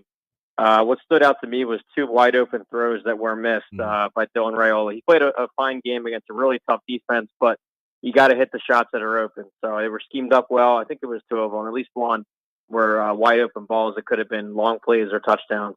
But either way, hey, Nebraska came out, as the rule says, it was the first time he's seen them look like a championship caliber team, and they fought really hard on the national stage. Really rinsed away that Indiana game, in my opinion. Brett, what was – I know during the game as Nebraska was making things uncomfortable for the home team, it was probably a little bit more tense. I'm curious what you took away walking into the stadium and the overall feel around this Ohio State team coming off that loss against Oregon, sitting on a bye with a lot of questions and criticism from the fans about the defense. What was the overall mood that you sensed just before the game even started? Before the game, talking to Ohio State people and fans, they were ready for a blowout, honestly. They were thinking they watched the Indiana game, 56-7. They knew they were off a bye, so they were ready to just kind of name their score and have a get-right game and ease on into Penn State. And it looked that way in the first quarter. If you remember, they jumped out to a 14-3 lead, hit on a couple of deep shots, and their athletes were breaking away from Nebraska secondary. And I think it was just a relaxed stadium. It was a nice sunny day in Columbus. I think that when it was 14-0 or 14-3, they were ready to just coast and have an easy game. Started to get pretty tense there at halftime when Nebraska got it to 14-6, and then Ohio State missed a field goal. So it's a one-score game at halftime. Everyone is now quiet, very quiet, tense atmosphere. And then it turned into anger in the fourth quarter when they were down, losing on the scoreboard and missed a call there, and their fans started throwing trash. And people were saying to fire Ryan Day. It was getting a little nasty in there. It felt like a pro atmosphere almost, NFL stadium. And then, of course, a great finish for Ohio State. But, yeah, I think you caught them totally by surprise. They were ready for a cakewalk, and it was a tense 60-minute ball game. It is a pro atmosphere. They spent more money on their roster than the Carolina Panthers did. On that note, what's your – because you were here for the Colorado game. What's your observations and takeaways from the Dylan Raiola you saw in his second game of his college career, now after seeing him in his 8th game of his college career? Well, I mean, I think first off, there's 2 different defenses he was facing. I think now, credit Colorado, they have improved, but this is nowhere near an Ohio State defense. Ohio State right now, number 2 overall in my advanced metrics on defense. It's NFLers everywhere, so I think it's definitely a step up in competition. The Colorado game, he was at home with an incredible atmosphere, a home crowd. Ohio State, he was on the road, one of the toughest places to play. So it's hard to compare there. I think you have a true freshman who's, true freshmen tend to be variable week to week. I want to see him hit his open shots, like I mentioned at the top. But if he hits those 2 open shots, I think there was an open one against Illinois, too, that could have flipped that game. It's, take what is there. Take the easy shots. So I want to see him grow late in his first year, second year, because I think there's still points and yards to be had. He's getting there. He's can't lose perspective. He's a true freshman. That's really rare in college football right now. You've had a chance to see now 2 of the better defensive performances by this Nebraska team, and I think the question always is what they did against Indiana, if that can be chalked up as a one-off. But when you watch Nebraska's defense compared to some of, you saw some high-caliber SEC teams. You saw Alabama. You've seen Georgia. You've seen very good defenses with the athleticism, but the speed to go with it. Where does Nebraska's defense now, the two times that you've seen them, and now especially against that type of talent on Ohio State, and you have to give some credit to Colorado as well, how do they match up with some of the groups that you've seen? Yeah, well, what impressed me is their front seven, especially those front two, the big guys in the middle, Robinson and Hutmacher. I think that they're definitely all conference caliber players, and Robinson especially should be at the top some draft boards and get some draft type come April. Big bodies there. That's what separates SEC defenses, is having the big defensive linemen that are fast and can run. I like Nebraska's D-line. A couple athletes on the edge. Number 10, I want to butcher his name, though, but he ran down Will Howard from behind. That was a cuff play in the game. I will say in Colorado, they were swarming. I think they got 7 sacks or something crazy against one of the weaker offensive lines. So they did their job there. Against Ohio State, against a better O-line, a little bit less action in the backfield. They let Will Howard operate. But I will say they did neutralize the run game, held them to 2 yards to carry, forced it to be more of a passing attack. And fans are pissed. Fans are angry. They kept saying, run the ball. But Nebraska schematically and personnel took that away. So it's a great defense. I think they checked in number 15 in my numbers this week on top defense. All right, top 4 matchup in State College. Number 4, Ohio State. Number 3, Penn State. There's a lot of questions on both sides in this game. One, injuries are a main thing, and then also quality of play and consistent play. Which question will not be a problem, and where will this game go with Penn State as a 3.5-point underdog in an afternoon whiteout game? Yeah, I think first on a big program level, this is a big milestone game for James Franklin and Penn State. It's every year he gets to this point, he beats the teams he should beat, and then comes up short against the Ohio States or the top-ranked Michigan teams. So another prove-it game for him. Injuries, I think, will be a part of this. You mentioned that as one of the criteria. I think it will be. Ohio State is coming in now, 2 offensive linemen knocked out. Another one was injured in the Nebraska game, going up against a really tough defense, Penn State defense. So that's going to go a long way. Penn State also banged up. Their quarterback was knocked out. Drew Aller was knocked out of the game last week at Wisconsin. Backup Bo Perbula comes in from Central York, local kid, and he's a runner. He's able to be used as a dual threat guy. So, but it was almost like they put so much out there that now Ohio State, Jim Knowles, they can prep for both guys. So definitely going to be a difference maker there. Yeah, it's a shame it's an afternoon game. I love seeing the whiteout at night. It could add some points to their home field advantage. I'm still going to go Ohio State here. After all that said, I think they had a tougher schedule so far. They played Oregon. They played some championship caliber teams like Oregon, and I don't think Penn State has been there yet. So I think Ohio State, a more well-rounded team. Will Howard, homecoming to Pennsylvania. He's from a couple towns over from my hometown. So yeah, a lot of storylines here. It's definitely the game of the week and one of the games of the season. Oregon, any type of dogfight in your opinion tomorrow afternoon against Michigan? Do you envision that at all? I just don't see it. Michigan really, if you take their logo and their winged helmets away, you wouldn't think twice about this game. It's statistically, they're just nowhere near where they were last year. Some of that's to be expected when you lose something like 20 starters or 18 starters. Your entire offensive line, your entire, I think 10 starters on offense were gone, and then their coach is gone with Harbaugh. So we knew a transition was coming. I didn't think it would fall this quick, but yeah, I mean they were dominated by Illinois 21-7, and then Oregon just flexed on Illinois last week. It's you don't always go by transitive property, but that's just a quick reference point. Michigan's nowhere near the championship tier, and you're also not going to overlook them too because of their coming off a title game. It's not going to be any kind of hangover game from last week. So I think Oregon big time. Any fear that Indiana will stumble in East Lansing this weekend?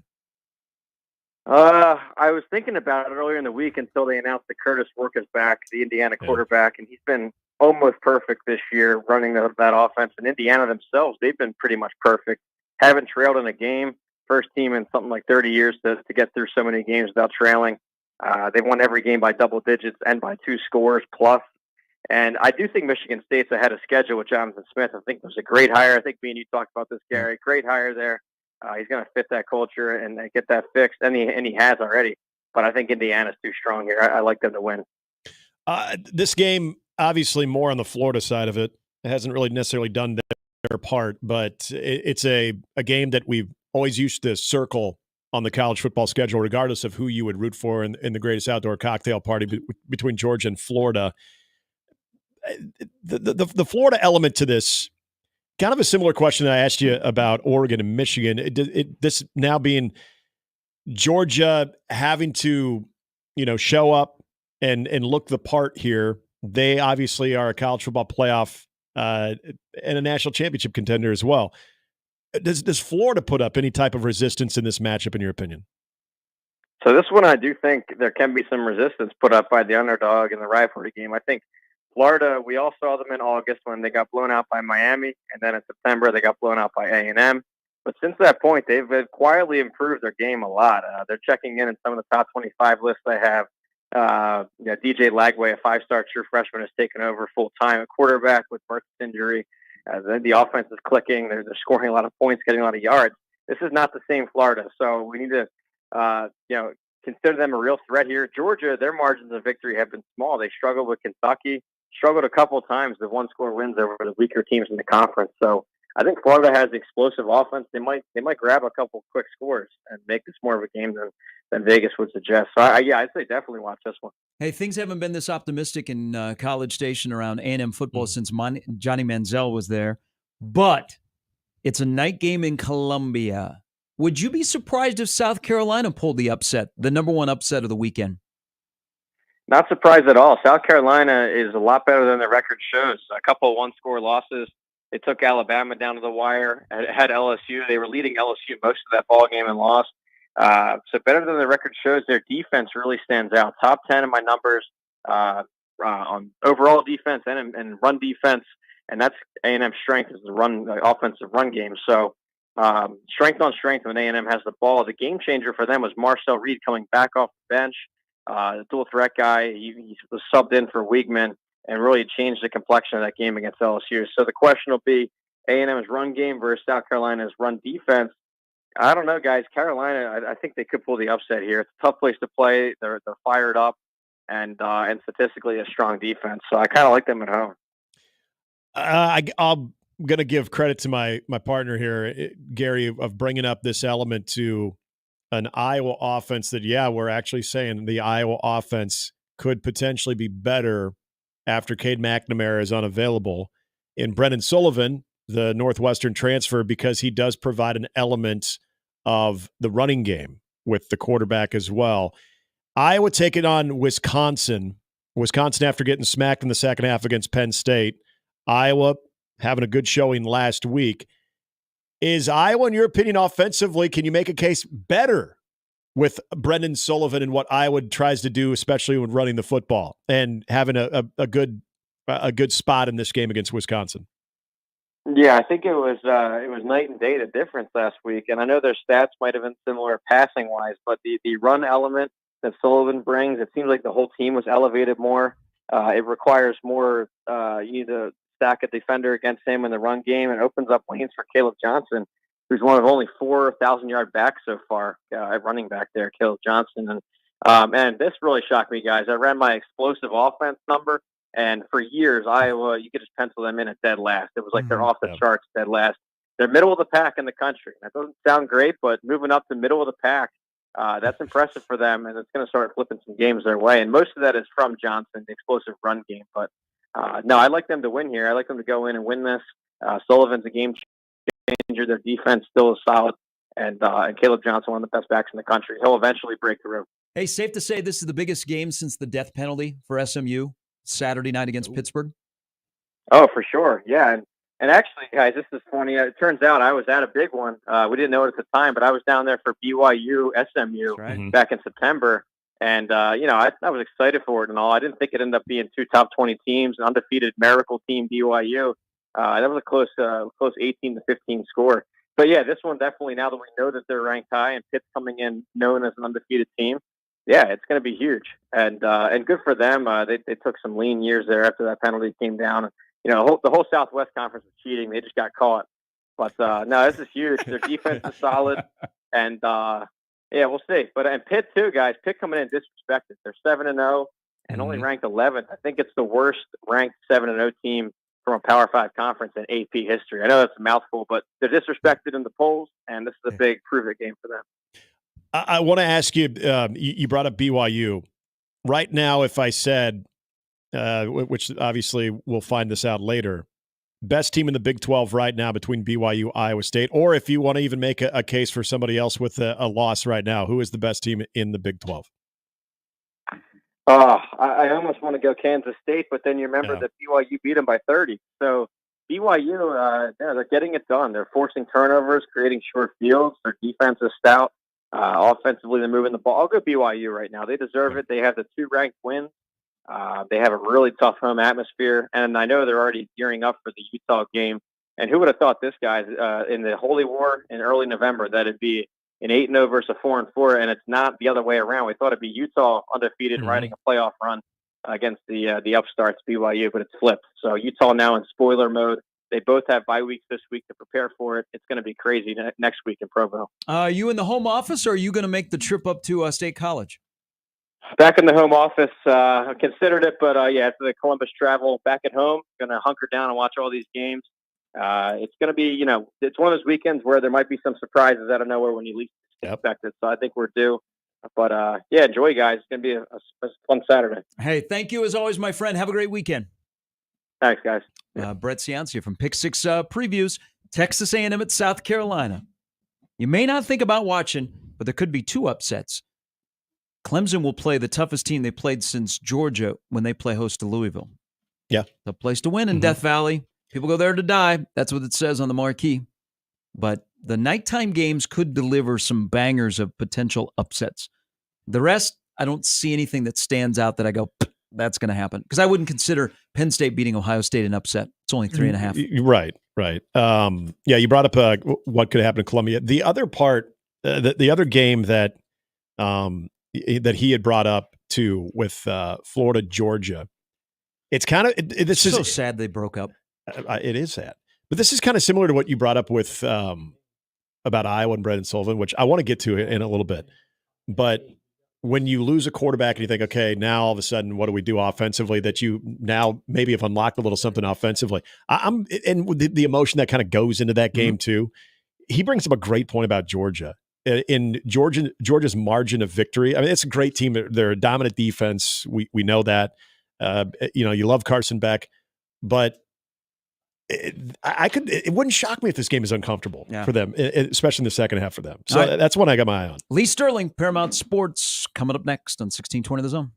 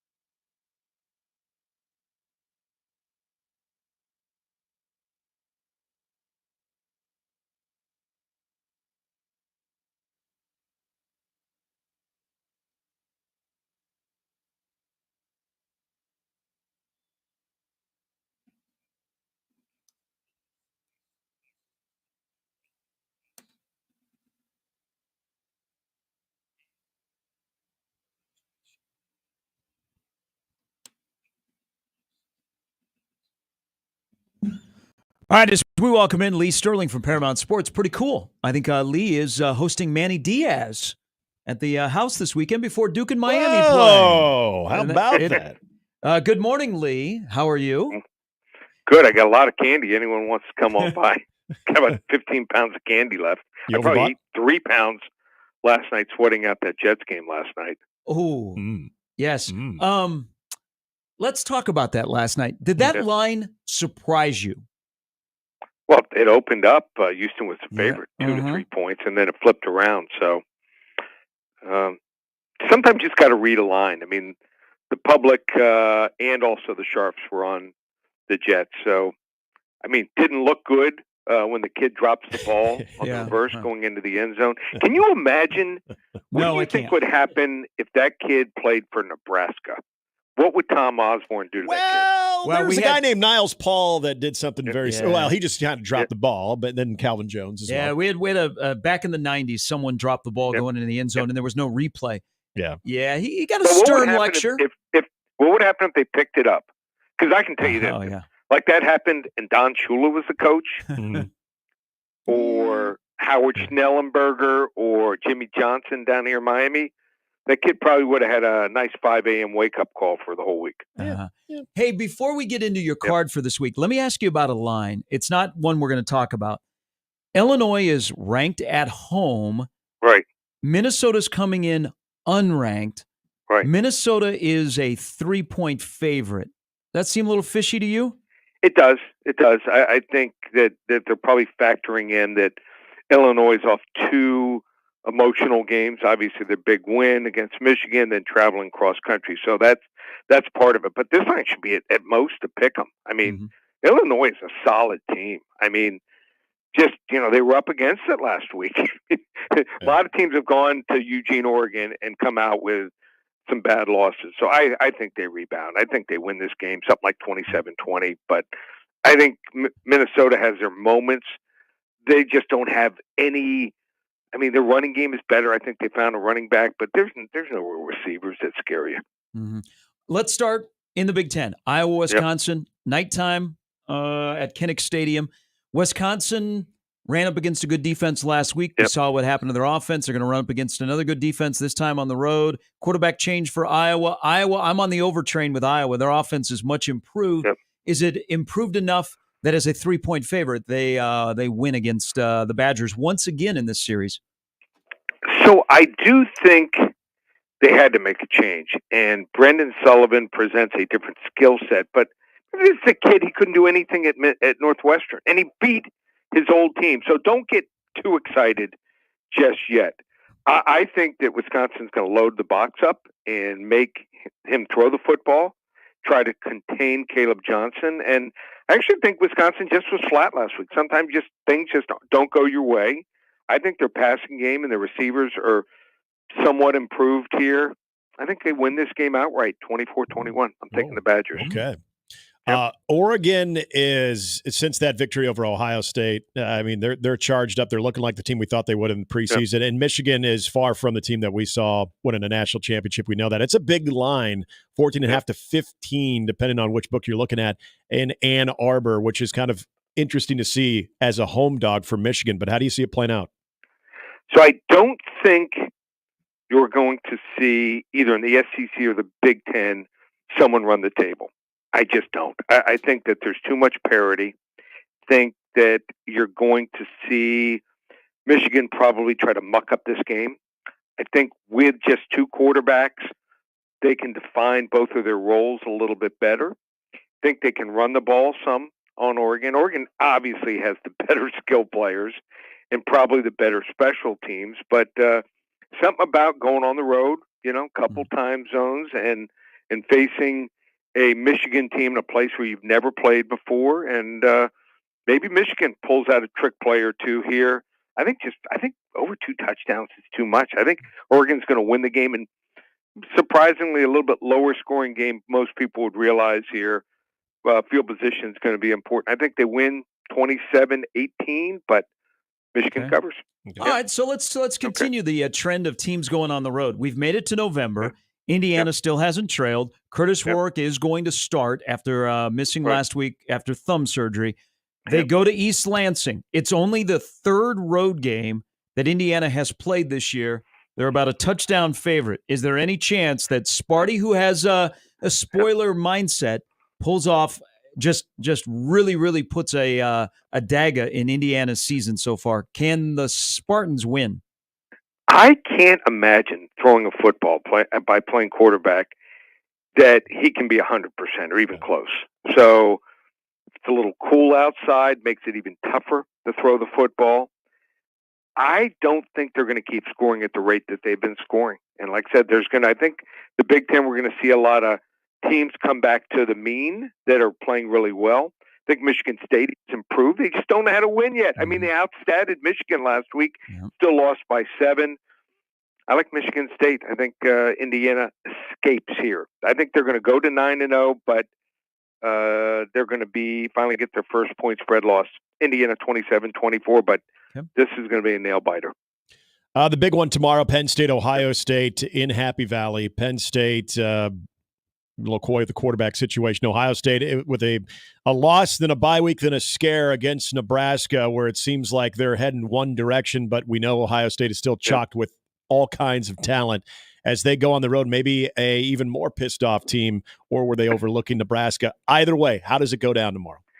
So I've been going against James Franklin for a number of years in big games. I mean, he plays tight as a drum, but some things have changed. In the game a couple weeks ago against USC, they were down 2 touchdowns at half. I loved the changes they made at halftime, and I thought they really clamped down on USC's throwing game, and that's what they're going to have to do, I think, because I think their front seven is rock solid. I mean, Ohio State now down to possibly their third-string offensive tackle. Top 2 guys, Judkins and Henderson, only combined for 54 rushing yards on 20 carries last week. Ohio State's going to have to give Will Howard some time to throw the football down the field, or they're going to be in trouble. And on top of that, Penn State, I love the fact that James Franklin went out and got himself finally, I think, one of the top offensive coordinators, a kid from Kansas, that he'll come with some different sets and some trick plays, and he's going to be aggressive here. Wrong team favored. Penn State 27-23. They finally break through straight up. Okay. All right. Now let's talk about Nebraska UCLA. I'm guessing you were probably at the Orange Bowl in '98 when UCLA rolled in. Bob Toledo was the head coach. Yep. They thought they were going to win a national championship, and Edwin James ran for nearly 300 yards that day. Miami won 49-45. So you are familiar with the Bruins. You don't like the Bruins. I'm guessing here, Nebraska back home, Lee, as a 6-point favorite in some places. You don't like UCLA here either. Probably not. They have nice looking uniforms, so usually beautiful cheerleaders. Got to give them credit where credit is due, though. Would you agree on both of those accounts? Yes. Okay. I think that even though their 12th rated run defense is out there, I don't think they're that good in that category. They've just faced a bunch of teams that are not good enough at running the football, but I would use the pass. They haven't done it. I would be aggressive and use the pass to set up the run. We'll see if they do that. Need to catch them early, but UCLA just doesn't have the depth on defense. So I like Nebraska 31-20. How about this for our free game this week? We're going to go with a free game on Iowa State and Texas Tech. Undefeated Iowa State and Texas Tech. Texas Tech's won the last 2 games. You want to get this game for free? Be one of the first 5 callers. Call 800-400-9741. Give you the game for free. And we won in September, won in October. It's now not November. Call it Dovember here. You get 5 weeks of action through November 30th for just $397. It's normally $597. We knocked $200 off the regular price. $397 for 5 weeks of action. Just one place. ParamountSports.com. Have a great weekend, Lee. You too, guys. Lee Sterling from Paramount Sports. Dovember. I like. It's a good setup, by the way. I like Illinois. Yeah, I mean that game was really good. That game in '98. UCLA. So that was a hurricane game. Yeah, so they had to play at the end of the year. Yep, they and played. that set them up for. What did they play? They moved that game to December. Yeah. It was played after the They last showed the season. score in St. Louis, and then Sir Parker understood the assignment and saved America. Because UCLA was 10-0. Ron Franklin, Mike Gottfried, and Adrian Karsten were doing the sidelines. That was the number one ESPN crew back in '98. So good. UCLA was nearly a 10-point favorite, and Edgerton ran crazy in that game, and Butch Davis had a win. Yep, and that set up the Miami and the Butch Davis run into the Larry Coker run. Yeah. So that people would always say that was the game that said, okay, this is that Miami team that they were hoping they'd have. So back to the Illinois game. Minnesota is playing well. Yep. I agree with Lee. Emotional win over Michigan. Then they go all the way to Oregon, and Oregon showed that they're the number one team in the country. Illinois is a 3-point underdog at home against an unranked team who Brett Bielema is 10-0 against the Gophers. PJ Fleck has never beaten Bielema. That is one of my favorite plays of the weekend is Illinois getting 3. I don't think the line will change very much, but and it's kind of like with Penn State. I got to see it to believe it that PJ Fleck can go and beat Bielema because Minnesota plays like Illinois, but I think Illinois plays more like Illinois this year than they did last year. I mean, again, Minnesota could win. I'm just getting 3 points. Sure. So I like Illinois getting 3. That's the line I like a lot this weekend. Yeah, it is interesting. Minnesota off. I want to say this because after the debacle against North Carolina, and I was pretty much out on Brosmer. Minnesota offensively seems to have a little something going, and he's not putting up major gaudy stats, but he's taking care of the football since then too. There's a lot better quarterback play, and I think offensively as the result, Minnesota is moving along pretty well right now.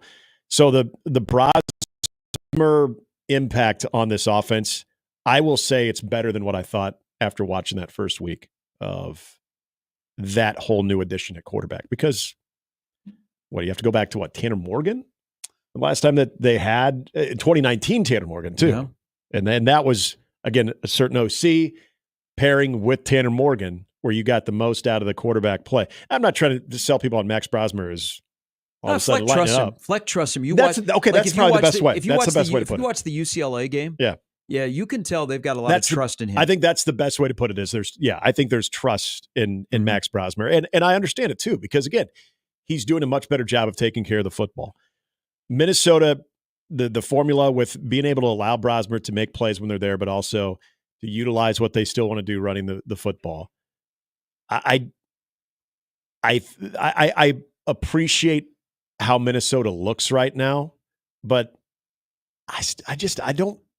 I'm not out on Illinois. I kind of agree with what Lee said too. I don't care what happens in the outcome. I can get myself 3 points for Illinois. Yeah, and it's interesting to have that type of spread where as a ranked team and I don't know if the spread is reflecting what happened last week in Eugene, Oregon, because that's a damn good Oregon team. So the last 6 times that a ranked team playing at home is an underdog to an unranked team, 5 times they've won straight up. Do what you will with that. Okay. Do we expect USC to get ready to face Nebraska at 4-5? So USC is on the road. USC is a completely different team on the road than they are in the Coliseum. Right. And Lincoln Riley, as a favorite, is not so good. Mm-hmm. They are a slight favorite. Only 2.5 in Seattle against Washington, who, I wasn't enamored with them last weekend at Indiana, even though I think, didn't Lee say that Washington would pull an upset at IU? Yes. In Washington is unbeaten at home. Yep. So this is USC on the road this year, 0-3. Washington at home, 4-0. Do we think that USC will get ready to face Nebraska off a bye week in the Coliseum at 4-5?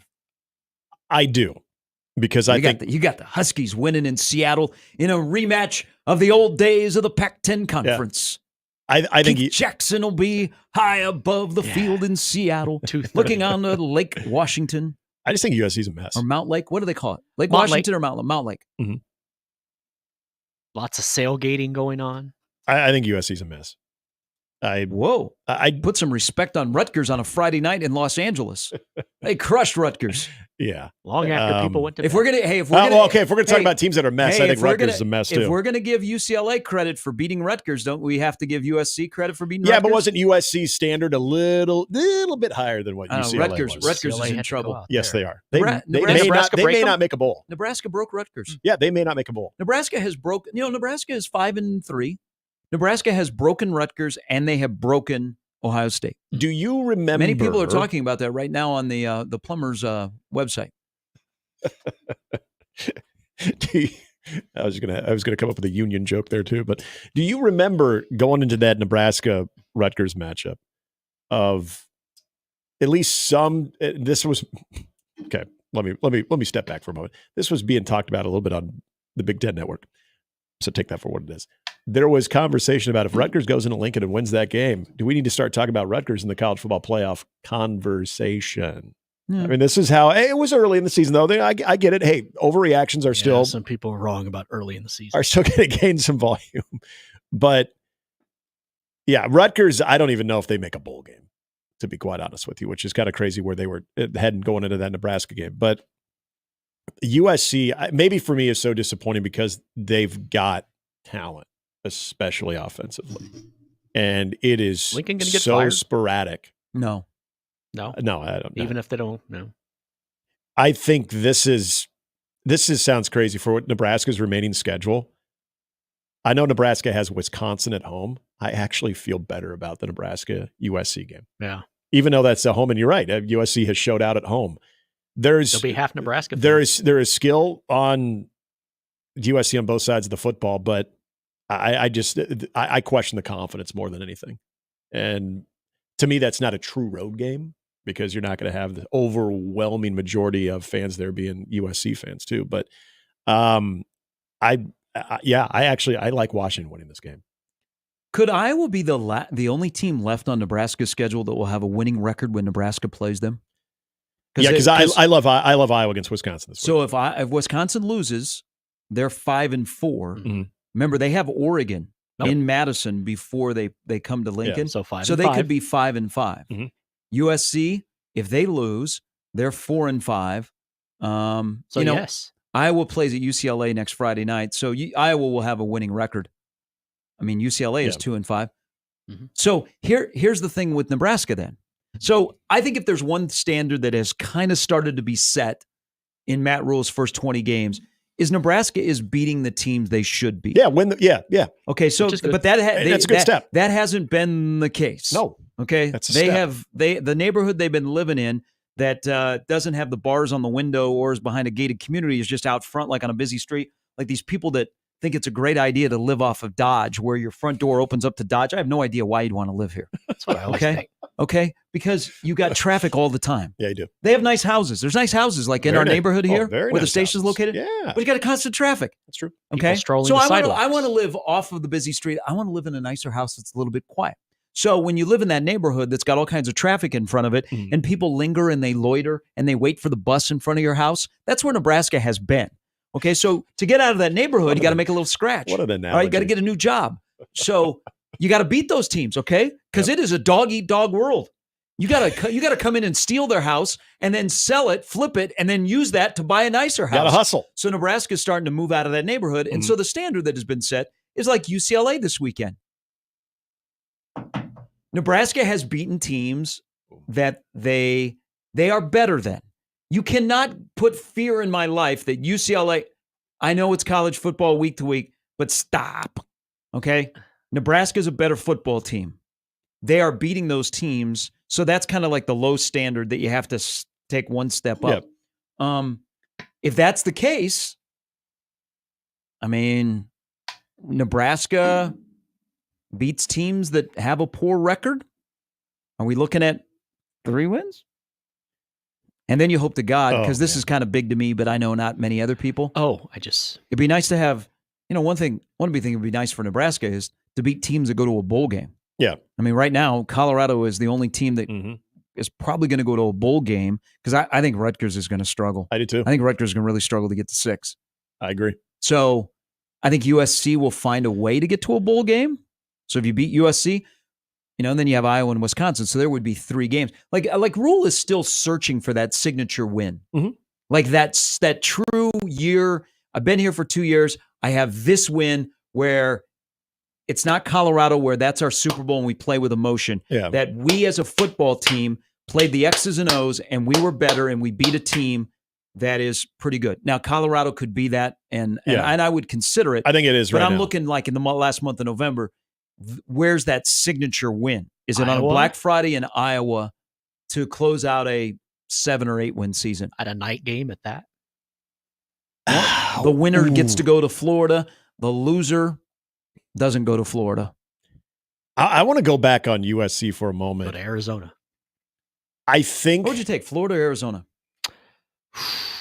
I'm going to go Florida because I went to Arizona last year. No state income tax. Keep that in mind. Okay, sorry. That is fantastic. I would Ruby say Slipper, you got me USC, if you think about it, this is for USC. You said they'll find their way into a bowl. Okay, 4-4 right now, as you mentioned. If they were to lose this weekend, that Nebraska game's a must win because you still have UCLA and then you've got Notre Dame. I'm going to go ahead and say Notre Dame will be favored. But if you were to lose to if they beat Washington, okay, you have UCLA and you're probably right. But if they lose this weekend in Seattle and they don't get bowl eligible, like if this is a 5-7 team, after especially, and when we were talking to Joe Reedy yesterday about what USC looked like, remember that how they started the season, and I was right there with them, thinking, damn, USC looked good in that game. I'm not saying he's fired, but holy hell. His seat's on fire. That would be an atrocious, I used Joe Davis's just description of a certain play in World Series. That would be an atrocious season, and that would, I think, that all of a sudden expedites Lincoln Riley on notice, like big time on notice. Hot board. Because I'm not trying to sell the Washington USC game, and I don't know why. Because I feel like when people have talked about Nebraska and UCLA, if Nebraska beats UCLA and you go into the bye week, well, and then you still got Wisconsin. People keep skipping over the USC game, and I don't know why. I really don't know why, because I don't know if people have just chalked that up as, well, they are more talented. Have you watched them play on a weekly basis? They've got dudes. Now, they're a different team at home. There's no doubt. Yeah. But, damn, that's a winnable game to me. That is a very winnable game to me. Well, aren't all 4 games winnable? Yeah, absolutely they are. I mean, and that's what was so significant about last week. Nebraska's a good team. Yeah, they're not great.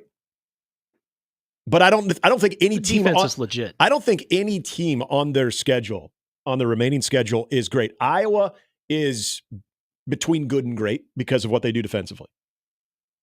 But I think that this is I can't wait. And what Iowa does offensively with the running game too. To see Nebraska's rush defense against Caleb Johnson. Yeah, it's going to be fantastic. But I'm trying to wrap my head around USC possibly not being bowl eligible. That's why this weekend against Washington, I think, is huge, because I would like their chances against UCLA. Don't like them against Notre Dame. And right now I'm in the mindset, unless tomorrow proves me otherwise, that Nebraska has every opportunity to go into LA and win that game. And if you are put in a 5-7 situation your first year in the Big Ten at Lincoln Riley, especially after the way the season started, I remember watching that Michigan USC game. They're like, this is even though they lost that game, this is a damn good college football game. That's not a good win, or I'm sorry, that's not a good loss. Iowa JD, good luck to the Hawkeyes against Wisconsin. They've owned that series. And I love them this weekend. Nick, people are dismissing the USC game because this year only one team has won traveling 2 time zones. Penn State in overtime against USC. That is incorrect. Please get your facts right. Minnesota won at UCLA. Went to UCLA, exactly. Indiana won at UCLA. Are we just discounting that UCLA is part of the Big Ten? Some people do. Many people. By the way, this isn't like we're totally ripping on UCLA, like, this one's in the bag or anything like that. It's just UCLA has put themselves in a position right now at 2-5 where Put some respect on Jonathan Franklin's name. Do you not recall that in 2012 he ran for over 200 yards against Nebraska? Oh, I remember that. Yeah. But this is the Husker fandom is you will talk yourself in and out of being fearful of UCLA of, they're better. Well, we can discuss. We'll do that when we come back. Mike Schaefer coming up at the top of the 9 o'clock hour. Matt Verzal stops by as well on Mornings with Sharp and Handley. 1620 The Zone.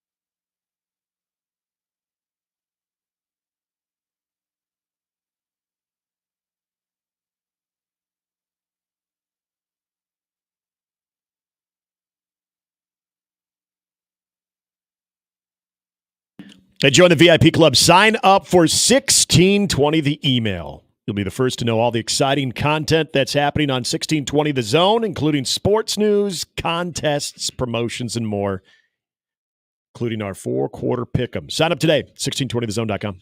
Hey, he might be the first to learn when Giannis is traded to Miami. The Milwaukee Bucks are a mess. Yes. Dame is struggling. It's not 4 good for points Connor's last fantasy night. team. They got blown out of Memphis, and Dame couldn't, from beyond the arc, I have no idea. I thought he was a G Leaguer. Now, Giannis was really good. He had 37. Giannis would look good in Miami. He would. I can get behind Come that. on, Pat. Let's go. Pull that off. Let's go, Pat. What'd you say about Florida State income tax, too? Well, it doesn't exist. Doesn't exist. See? No, Attractive. no state income tax is a big deal. And you can look at that awesome statue. Another positive. Looks like anger. Miami Heat. Saw people went dressed as the statue last night. So they went as Morpheus or Lord. They went up to people's houses like, oh, Dwayne Wade, how are you? Welcome back in, everybody. Mornings with Sharp and Handley. Jimmy here as well. Sarcastic power rankings here of the most popular people in Nebraska. Interesting. Can't believe it. I got a political text at 3 a.m. I wasn't even up. And it had an attachment. I thought about voting for this person. Now I might think twice on Now you're Tuesday. rethinking it? Or, Gary, are you really thinking about that? Just re-solidified your choice of voting for that person because while we're all sleeping, they're awake grinding. I've also learned new cities in Nebraska from the phone call. No. It is not No, for not that at all. It's not one of the main races in this state. Okay. Oh. I'm like, come on. Oh, school board? You know what? For people that have voted early, shouldn't you have like an opt-out option for all these texts? This election cycle, and remember, we're not done here. We got a hot and heavy mayor's race that's going to be coming up. Yeah.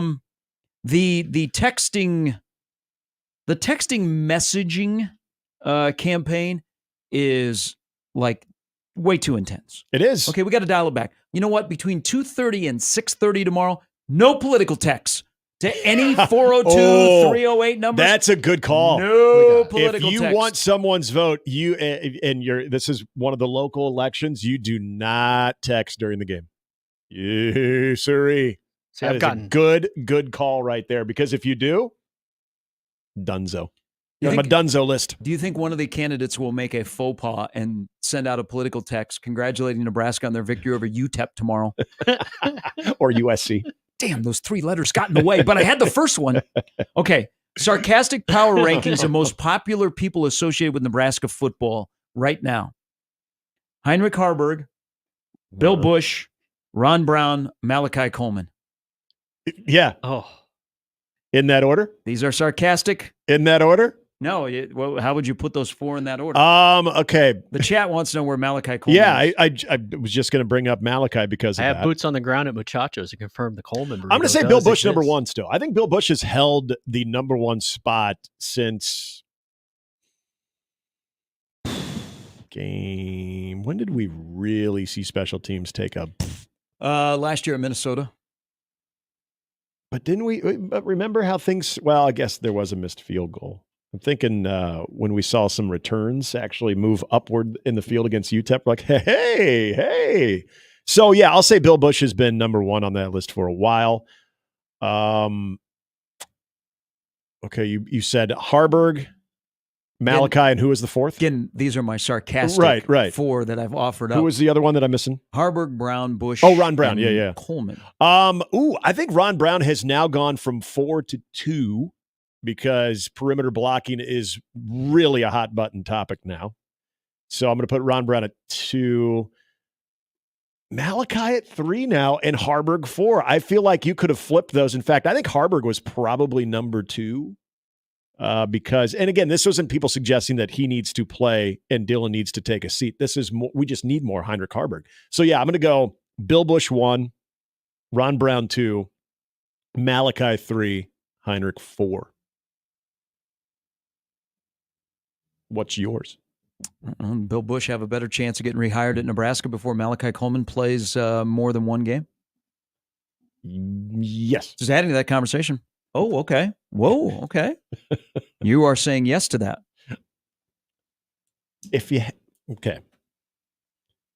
You got to explain yourself on this one. And I will. All right.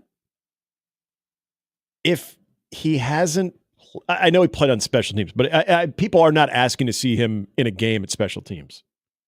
People want to see him at wide receiver. if he hasn't played significant minutes as a wide receiver during a season where that position has been a little bit more inconsistent than we had thought and a little bit more up for grabs, what leads you to believe that he would all of a sudden be inserted into the lineup? Wouldn't you think by now, if you're in the trust tree and you think that this guy can elevate, that we would have seen him before? So why now? That would be my biggest question. Why now? I don't know. I just want to see Jalen Lloyd get in the end zone. That's all I'm looking for at wide receiver. Jalen Lloyd, I didn't think we'd be coming to the UCLA game and Jalen Lloyd would not have a touchdown. I wouldn't be surprised if Jalen Lloyd is seeing the field a little bit more. He was so damn close last week in Columbus, too. Yeah, so this was how I envisioned the wide receiving situation that Nebraska had going into the year. That you would have Isaiah Nayor and Jamal Banks that would get a lot of attention because they would be legitimate threats, and the ability to have Jalen Lloyd as that complementary piece because of his speed and being able to beat and win a lot of one-on-one matchups would be a very prime target. Also, now part of this has to do with the emergence of Ja'Cory Barney, which I don't want to say emergence because we even saw that in the spring. Also, that Ja'Cory Barney was a big part of it.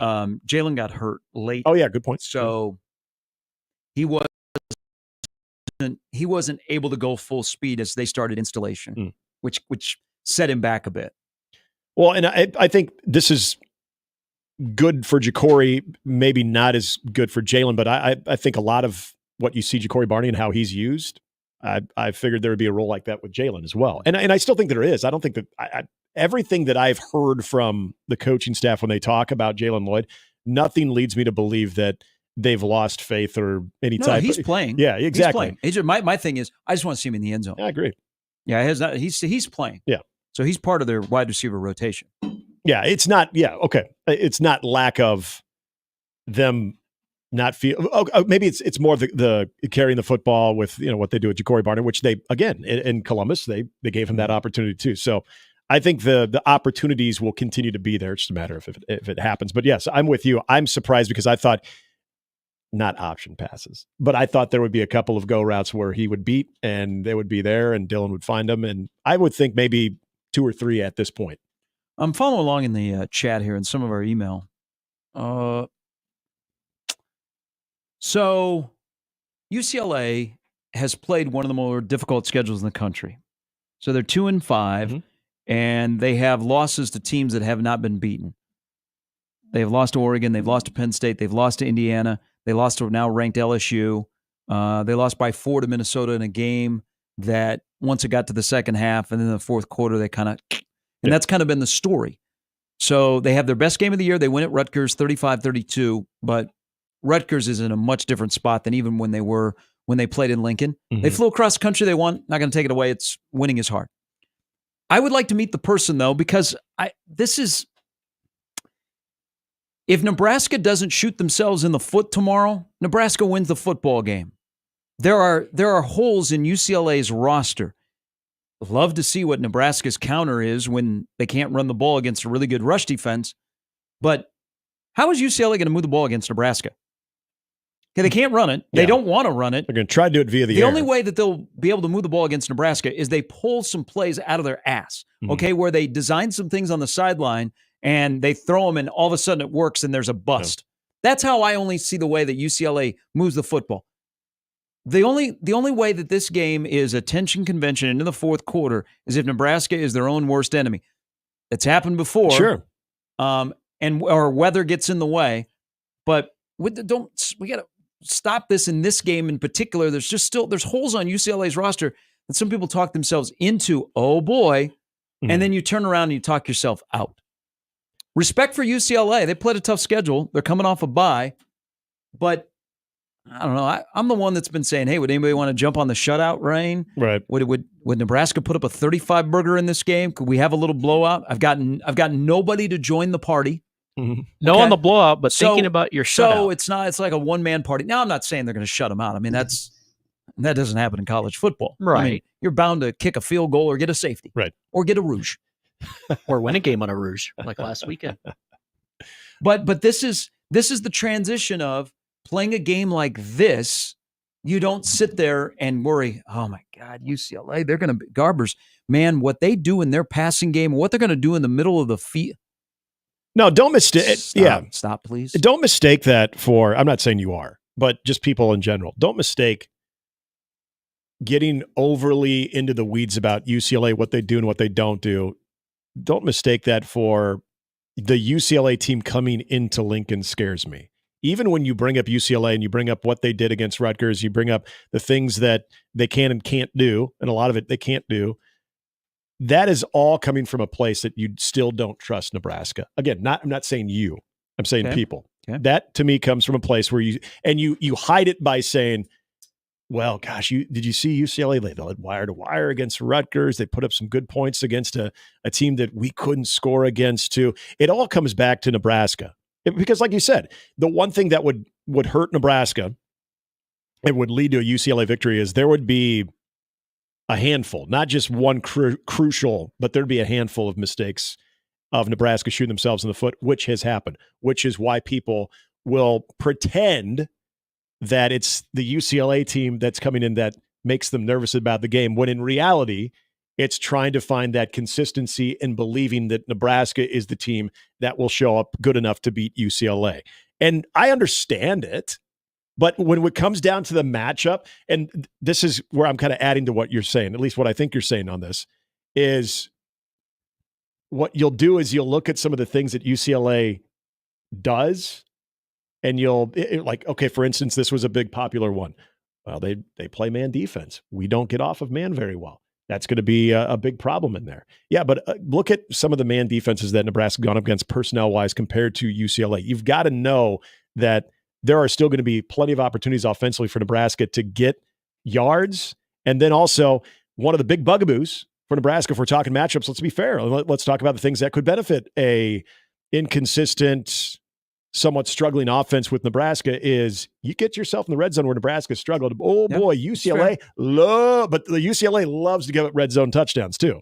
So there's a lot of things that from the matchup standpoint that you could talk yourself into saying, but UCLA does this. But also there are certain things where Nebraska struggles in that UCLA also struggles, where you could see, well, at home, Nebraska could finally break through there because UCLA, I'll just use the red zone as one example, they don't stop anybody in the red zone. I think the success rate in the red zone against UCLA's defense is 93%, which is last in the Big Ten. The home factor of this to me is huge in this as well, where we've seen Nebraska play with a little more sense of urgency at home, both offensively and defensively. To me, that's a big part of this game, that they come out with that type of sense of urgency, that those things that worry you about UCLA, and I air quote UCLA because they worry you about Nebraska. Let's be real. I think you'll be a little bit more at ease come the second quarter. So one thing UCLA does very well, and they do it very well, is their rush defense. Yep. Now, they give up some yards through the air. Just look at the quarterbacks they have faced. Mm-hmm. So I'm going to respond to something here on the stream. I'm not in this to a fight. I'm just offering a perspective here. UCLA's rush defense, what they have done. They're 13th in the country. You cannot overlook that. Because if we're going to give praise to Nebraska's rush defense, let's give praise to UCLA's rush defense. Yeah. But Nebraska's 12th in the country in rush defense. UCLA has I would much rather go on a diet than UCLA wants to run the football. Okay, that's basically what it is. They have 178 attempts. That's the lowest in the country, Power 4 teams. But this whole about, man, they stopped the run. I'm just giving some perspective here. I don't want to turn this into a fight. I want people to have facts. Mm-hmm. Did Nebraska just run for 121 yards on the 6th best rush defense in the country last week? Yep. Okay. That did happen. Okay. I just want to add that to this conversation that's going on when you're trying to figure out how this game is going to go. Another thing I'd want to throw out there is, okay, now the difference between pressure and blitzing of what UCLA, Ethan Garbers, has done via pressure, which, could we agree Nebraska's done a good job of doing that on opposing offenses? His completion percentage goes down to 48%. For a team that wants to throw the ball a lot, but also for a defense that doesn't necessarily have to send blitz, but can get pressure up front. This is not a good offensive line. To get pressure on Ethan Garbers, I would think will be a big factor. I think Nebraska will be able to do that. You all of a sudden have a quarterback that can turn the ball over at times. In fact, last week, 2 weeks ago against Rutgers, last time they played was the only time Garbers hasn't thrown a pick, and that's because Rutgers, for whatever reason, did not pressure him. Hardly pressured him at all. You know that is in the Nebraska defensive DNA. They will pressure. There'll be blitzes on occasion, but they will get pressure. They will get home. Mistakes happen. You throw in volume like they want to throw, there are going to be opportunities Nebraska for this defense. Here's a oddly specific prediction by yours truly. Yes. Nebraska will score a defensive touchdown, or they will get a strip sack or at least one interception. I would UCLA co-sign that. UCLA -7 in turnovers. Nebraska is +2. Yay. Garbers throws the ball away. Yep. The only way I see UCLA scoring is they will pull something out that you haven't seen on film and they catch somebody.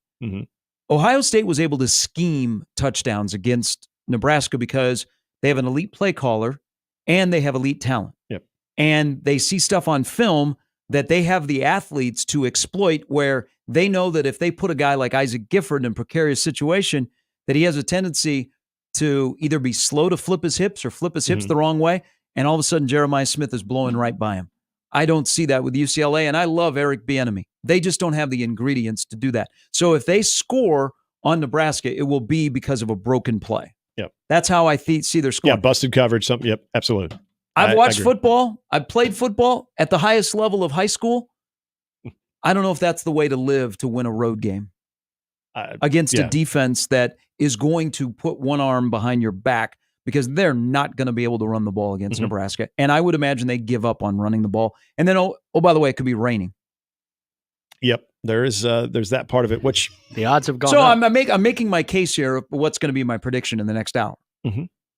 I want to go to this comment from Mikey Mike. It says, you guys did this before the Indiana game. You minimized the opponent, and now you are doing it again. Oh, that is not true. They have played a much tougher schedule than we have. I agree. That is absolutely not true. I agree, Gary. You're listening to the wrong show on the Zone. I agree. Because go listen to the guy that was making fun of Signetti. Listen to this show that was like, Indiana's good, folks. Because what were we exactly? Okay, but what were we saying? What we wanted to know from Indiana, we wanted to know if they were great, because their numbers, everything that they'd done to that point, and their record suggested that they might just be better than good. They might be great. That was the one thing we wanted to know based on what we saw with Nebraska's defense. But as far as saying that we were like, they ain't nothing. I never detected that from you. I didn't say that about Indiana either. Could have been another show on the Zone. Could have been after hours. Maybe they're like, Nebraska's going to win. Nebraska's going to treat Indiana like when Corso was there. I don't know. All right. Much respect. Lincoln Police may treat you unruly tomorrow. They've put out a email about something you should kind of be aware of tomorrow if you're going to the game in Lincoln. Being kind to officials. We'll get to more comments on the stream. I like Mikey Mike. He's a good contributor to 1620 The Zone. We'll get some emails as well and some tweets here in the 8 o'clock hour. The 9 o'clock hour will include Mike Schaefer, who early I'll save it for him. He sent me a text at the beginning, like early on in the Ohio State game, that I wonder if he goes, I'm going to be unbearable on the radio this week. That was when Nebraska was playing really well. Oh, okay. What was his post game text? It was okay. Okay. It was okay. So he'll be a little more bearable? Whoa. I always say Shafe's bearable, so I don't care what he says. Matt Verzal will join us as well on 1620 The Zone.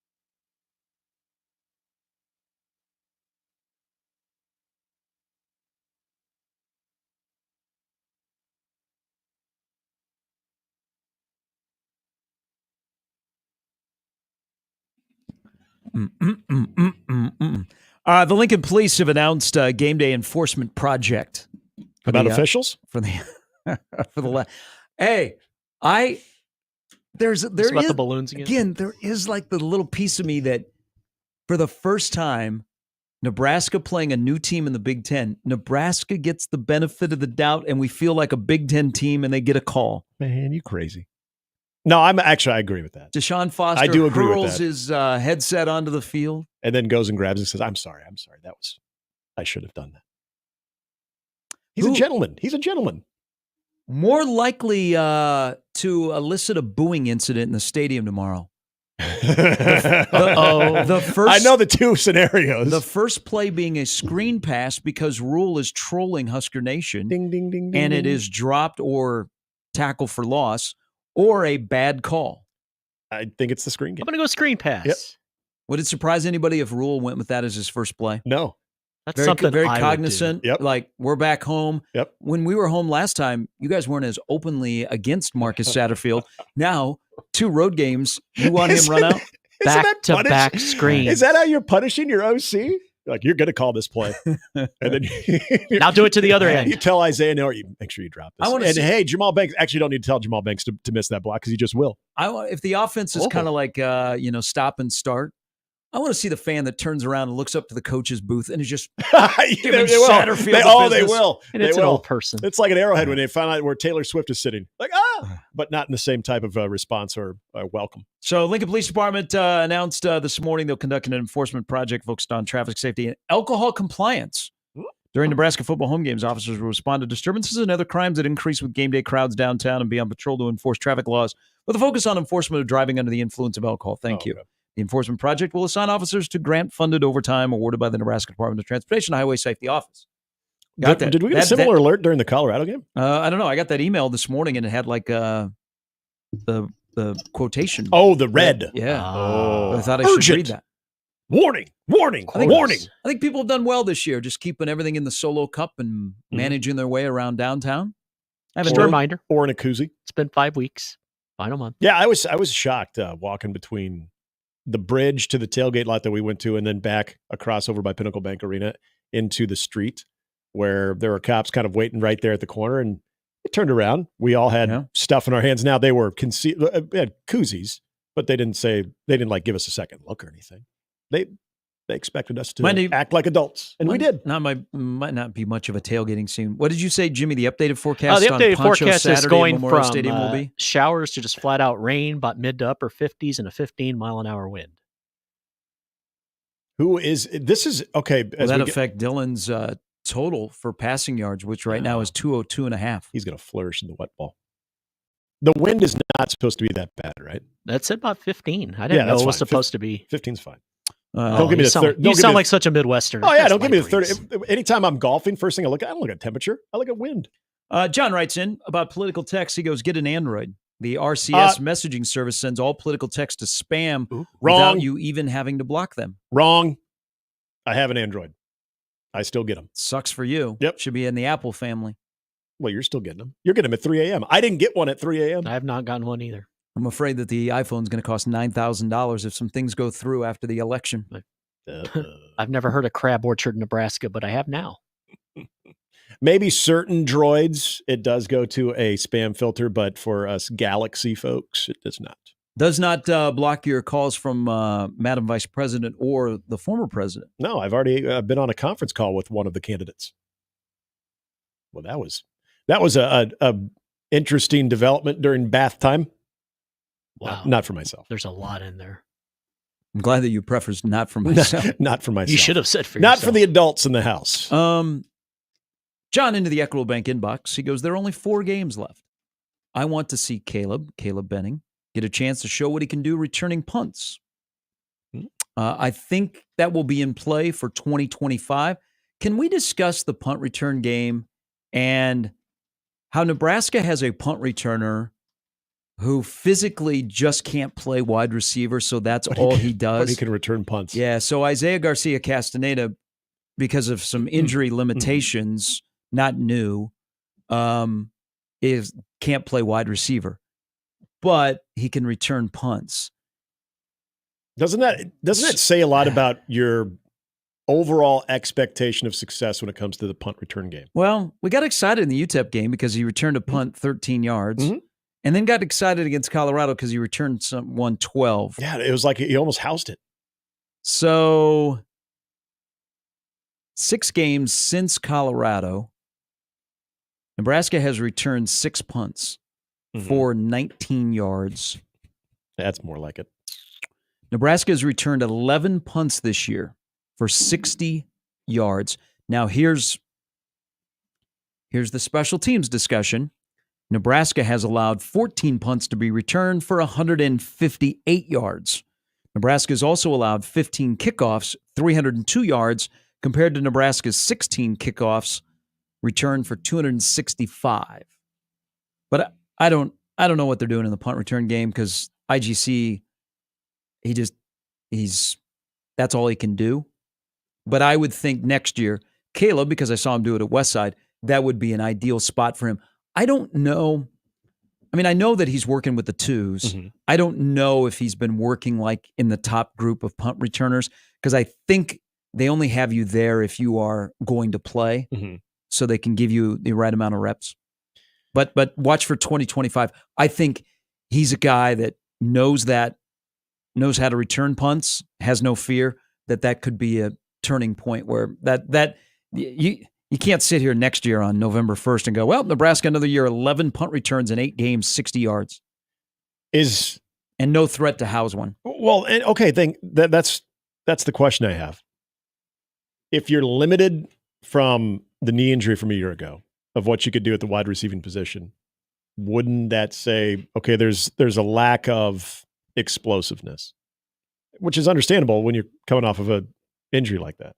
I don't know. I think it's an indictment of Nebraska's roster. You can't find more guys to return punts. Thank you. That's my question. There's not one guy that, okay, with enough reps, you don't worry about the simple functions of being able to track, catch, and move up field. You find that, and then you also don't have somebody on the roster that could do all of that and have the ability to create explosive play in the punt return game, or at least the ability to make people miss to where you can turn something up. That, to me, is puzzling. Very, very puzzling. That you're going to put all the emphasis on a guy, and again, not muffing him, but be able to track, catch, and at the most move up 5 yards.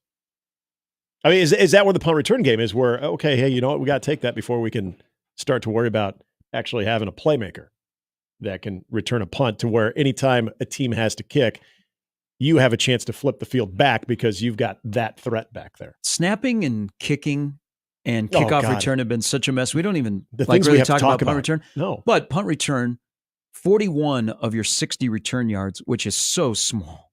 We're in the first 2 games.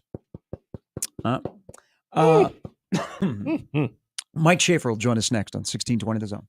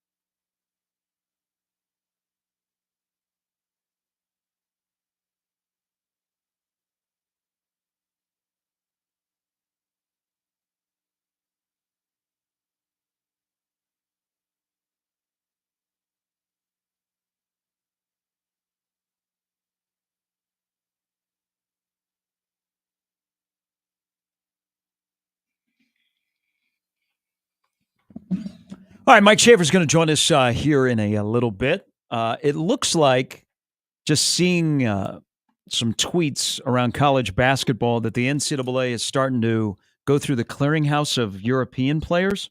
So maybe, I know his case might be a little bit more complicated than others, that Fedor, maybe we start to get closer to a resolution on what his eligibility will be for Creighton. But just looking, now again, they're going through the clearinghouse. So some guys, it looks like, are being cleared that are international players. So maybe Creighton's case, even though it's got more tentacles, as they say, will start to have some traction before the opener coming up on Wednesday. I've also been told by one of our listeners that it will be in Madison tonight for the Nebraska-Wisconsin volleyball match, that it is a whiteout. Oh, even more cripes! Even more reason for Nebraska to wear all black. Yep. We'll see your whiteout, and we'll just text JB, and we'll make it a blackout performance. Boom, roasted. Not roasted, really roast. But got though. All whiteout or all white tonight. A whiteout in Madison. Scary. Bob writes in the Equitable Bank inbox, where they take banking personally. He goes, would it be okay if Nebraska just played November? And he's kind of going about my vibe of Nebraska is still the same team they've been for a while. Mm-hmm. As long as they don't regress, stay the same, it's okay. It's from Bob in the Equitable Bank inbox. So basically, the remaining 4 games, if they do not regress from what we saw last week. Well, let's talk about what would regression look like. The defense looks like November of last year. Can't get off the field on third down, and looks like they've worn out. Yeah. I think November will be completely different, where this defense doesn't appear to be like, they have more options. They have a little bit more depth, which you'll see Charles play this weekend. So they have more depth in the back end. But I don't think it's a defense that is like just holding on. Like, they have a better offense this year. I don't foresee the same kind of collapse that the defense had last year in November. No, you said something that I don't think. So I don't think that would that would be a regression if that happened. I don't see. I would agree with that, but you said something that I don't think maybe gets enough credit when it is referring to this offense and in the totality of the season, because I think that's an important thing to bring up. Of if this team is what they were a week ago, where offensively, again, far from perfect. Defensively was a couple busts, but for the most part, very, very solid. There is that element that we're on the offensive bashing of this team, but the options that they have and the amount of time that they've stayed on the field actually has a positive impact on this defense in the month of November. I don't think I'm right there with you. If there's anything that we can say, hey, at least the offense is doing this.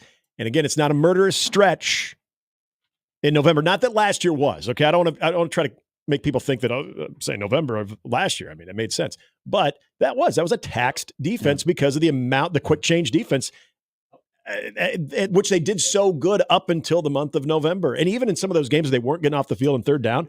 The first half was okay. Well, I think second half would be a different story. I think if you go back to the Illinois game, Nebraska put up 24, but they needed to stay on the field. Yep. Like that was a big thing of Saturday in Columbus. The Nebraska offense, you can look at the time of possession, which Nebraska was a plus 11 minutes. Yeah. But look at the plays. So Nebraska was able to get off the field on defense. So Ohio State went 1 for 10. But Nebraska's ability to stay on the field on offense was huge. Nebraska ran 66 plays in that game, which is kind of on average for Nebraska. Yeah, right around 65. Yep. Ohio State only ran 47 plays in that game. That's huge. Nebraska's ability on offense to stay on the field. And also, by this time last year, Nebraska defensively had faced a lot of plays. Yeah. They have not faced a lot of plays. Good point too. And also, I think the bye week came at the right time. I mean, this is going to be a fresher defense going into November. Yeah, you're right, because you get bye week, 3-game stretch. Bye week, another 3-game stretch. I think there is a lot to that. And yeah, it's a good point to bring up, though. I'm glad they brought up, like, if you don't regress, how that plays out. But I think that offense staying on the field, that's a big part of this. All right, our next guest is all about progression, not regression, in his personal life and his professional life. It's Mike Schaefer. He joins us now from Husker 24/7. Good morning. Boys, aren't you happy you didn't go to a fruit farm last Saturday and you instead watched college football? Even though Nebraska didn't come away with a win, you were at least able to watch a strong performance. That's right. What was the name of the fruit farm? It was like Franny's Fruit Farm. Yeah. That's a good call, Mike. Yeah, I'm glad I was in front of a TV and then in this very studio to help everyone react to it with the guy sitting next to me.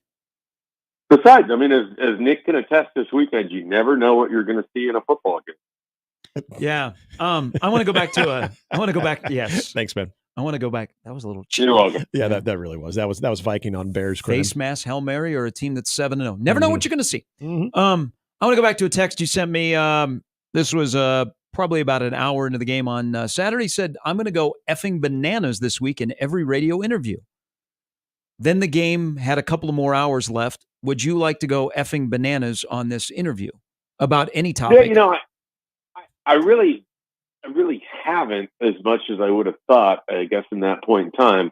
I guarantee that was after yet another failed screen pass by Nebraska, which would have indicated it was early into the game, not even the two that ended any real chance on the final drive. But there's a lot of different things that you could go bananas about in terms of Nebraska's game on Saturday. And we'll start with the screen passes. I've said this on a couple of shows. I put it on our message board.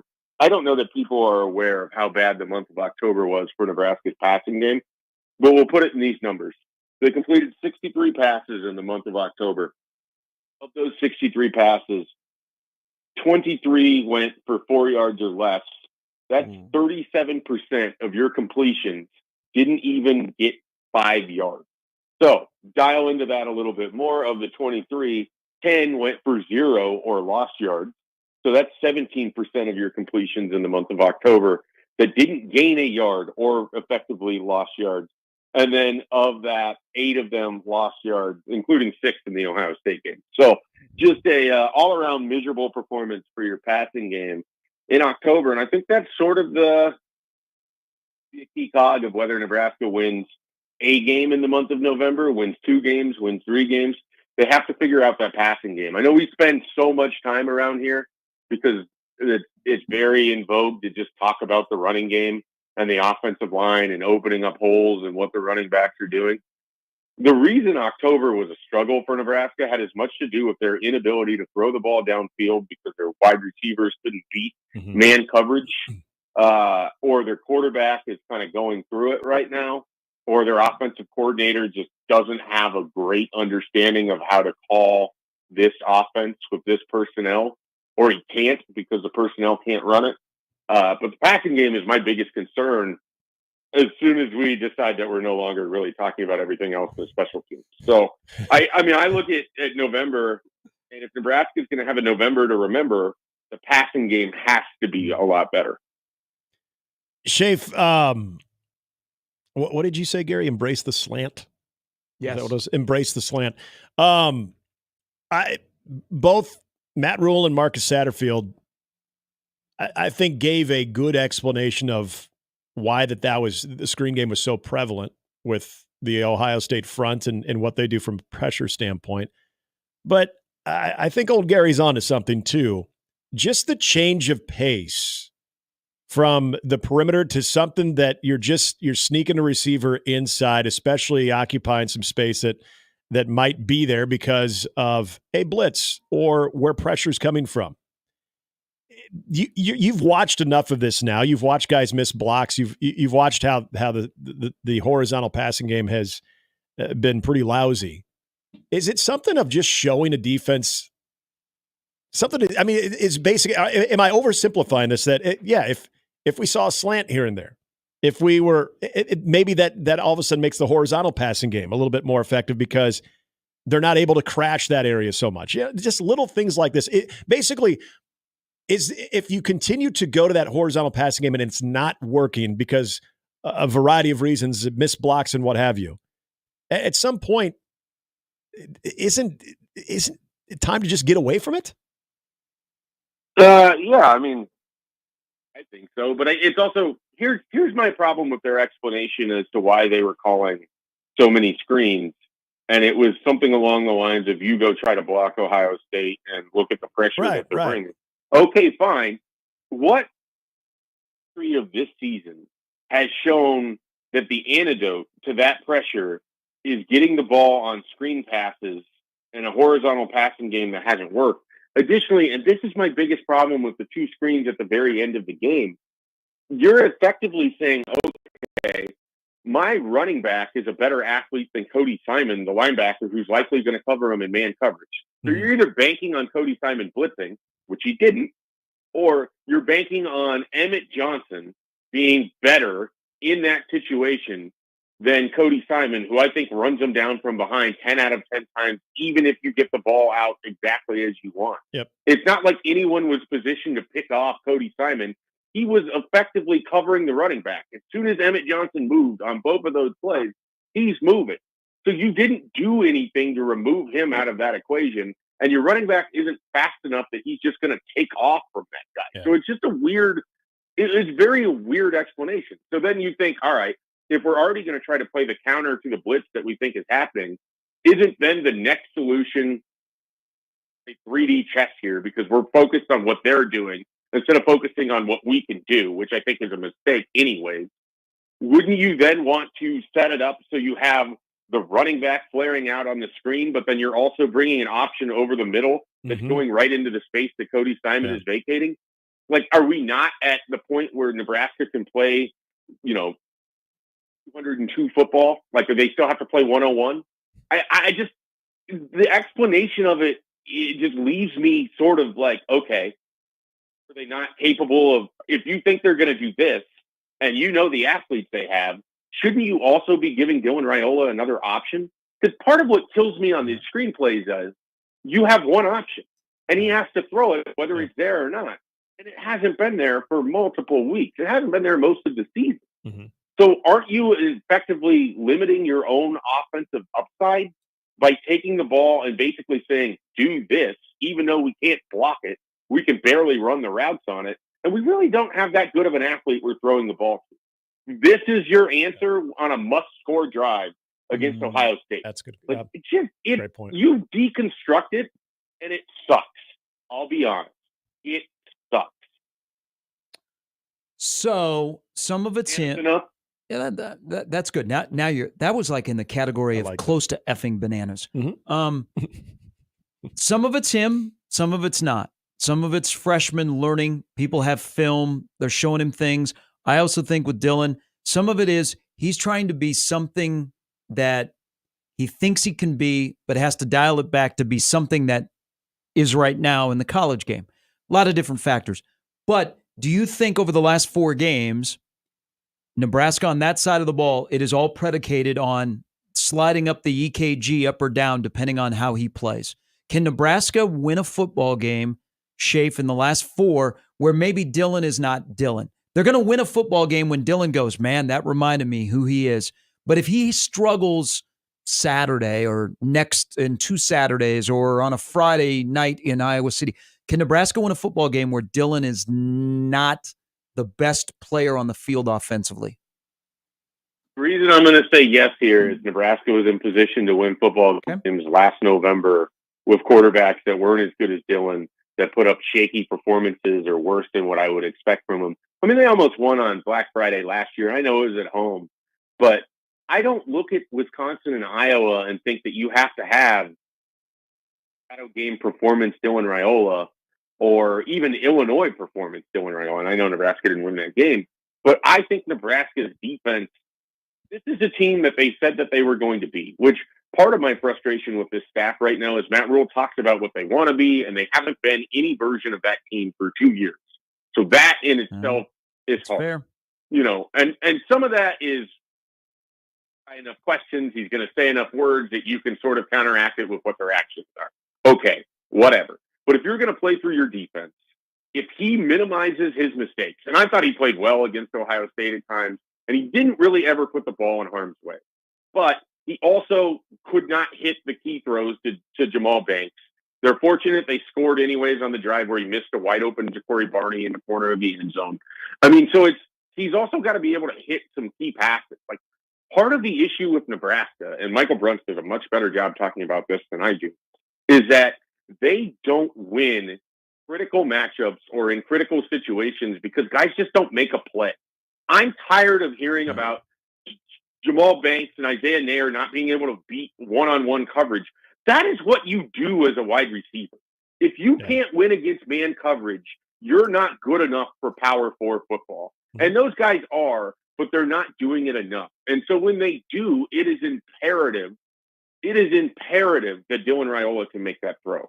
I don't think he needs to go for 275 yards and 3 touchdowns to win any of these 4 games. But can he get you to 215, a touchdown, no interceptions, run a crisp offense? The running game kind of fills in a little bit. Yeah, I think that's all possible. It's all predicated on the defense doing enough. But that's the sort of team that they thought they were going to be all year. That's how they played at times. They just have been really up and down. They can't seem to marry the offense with the running game and the passing game. Never seems to work together. And then, of course, we've seen for multiple years now, when the defense plays a great game, the offense is nowhere to be found. When the offense is rolling against Illinois, the defense can't get stopped. At some point, complementary football has to come together. And to me, that's more critical than if Dylan Raiola is Superman. I don't think he has to be. Can he be an effective game manager and Nebraska can go 4-0 in the month of November? Absolutely. Tomorrow, if you have any concerns about the matchup, Nebraska themselves, wherever it might be, what would be your chief concern for tomorrow? Well, I don't, and this isn't to pick on Jeremiah Charles because he played this year, but I don't love the fact that your secondary is as banged up as it is, and you're facing a team whose last game they threw for 381 yards against Rutgers on the road. I mean, they're going to come out and throw on Saturday, and Nebraska's secondary is going to have to be prepared to make plays. They're going to have to get stops. They can't have the bus. Isaac Gifford and Deshaun Singleton need to play clean football on the back end. They certainly can't fall for play action against a team that can barely run a football. So they've got to play cleaner. I mean, and they played a pretty good game against Ohio State. Jeremiah Smith is going to get hit. He lost on 2 bus plays for touchdowns and then a 3rd bus play on that final drive. And otherwise, for the most part, secondary was there. Some of that is because the defensive line was so good. Now, it all has to work in conjunction.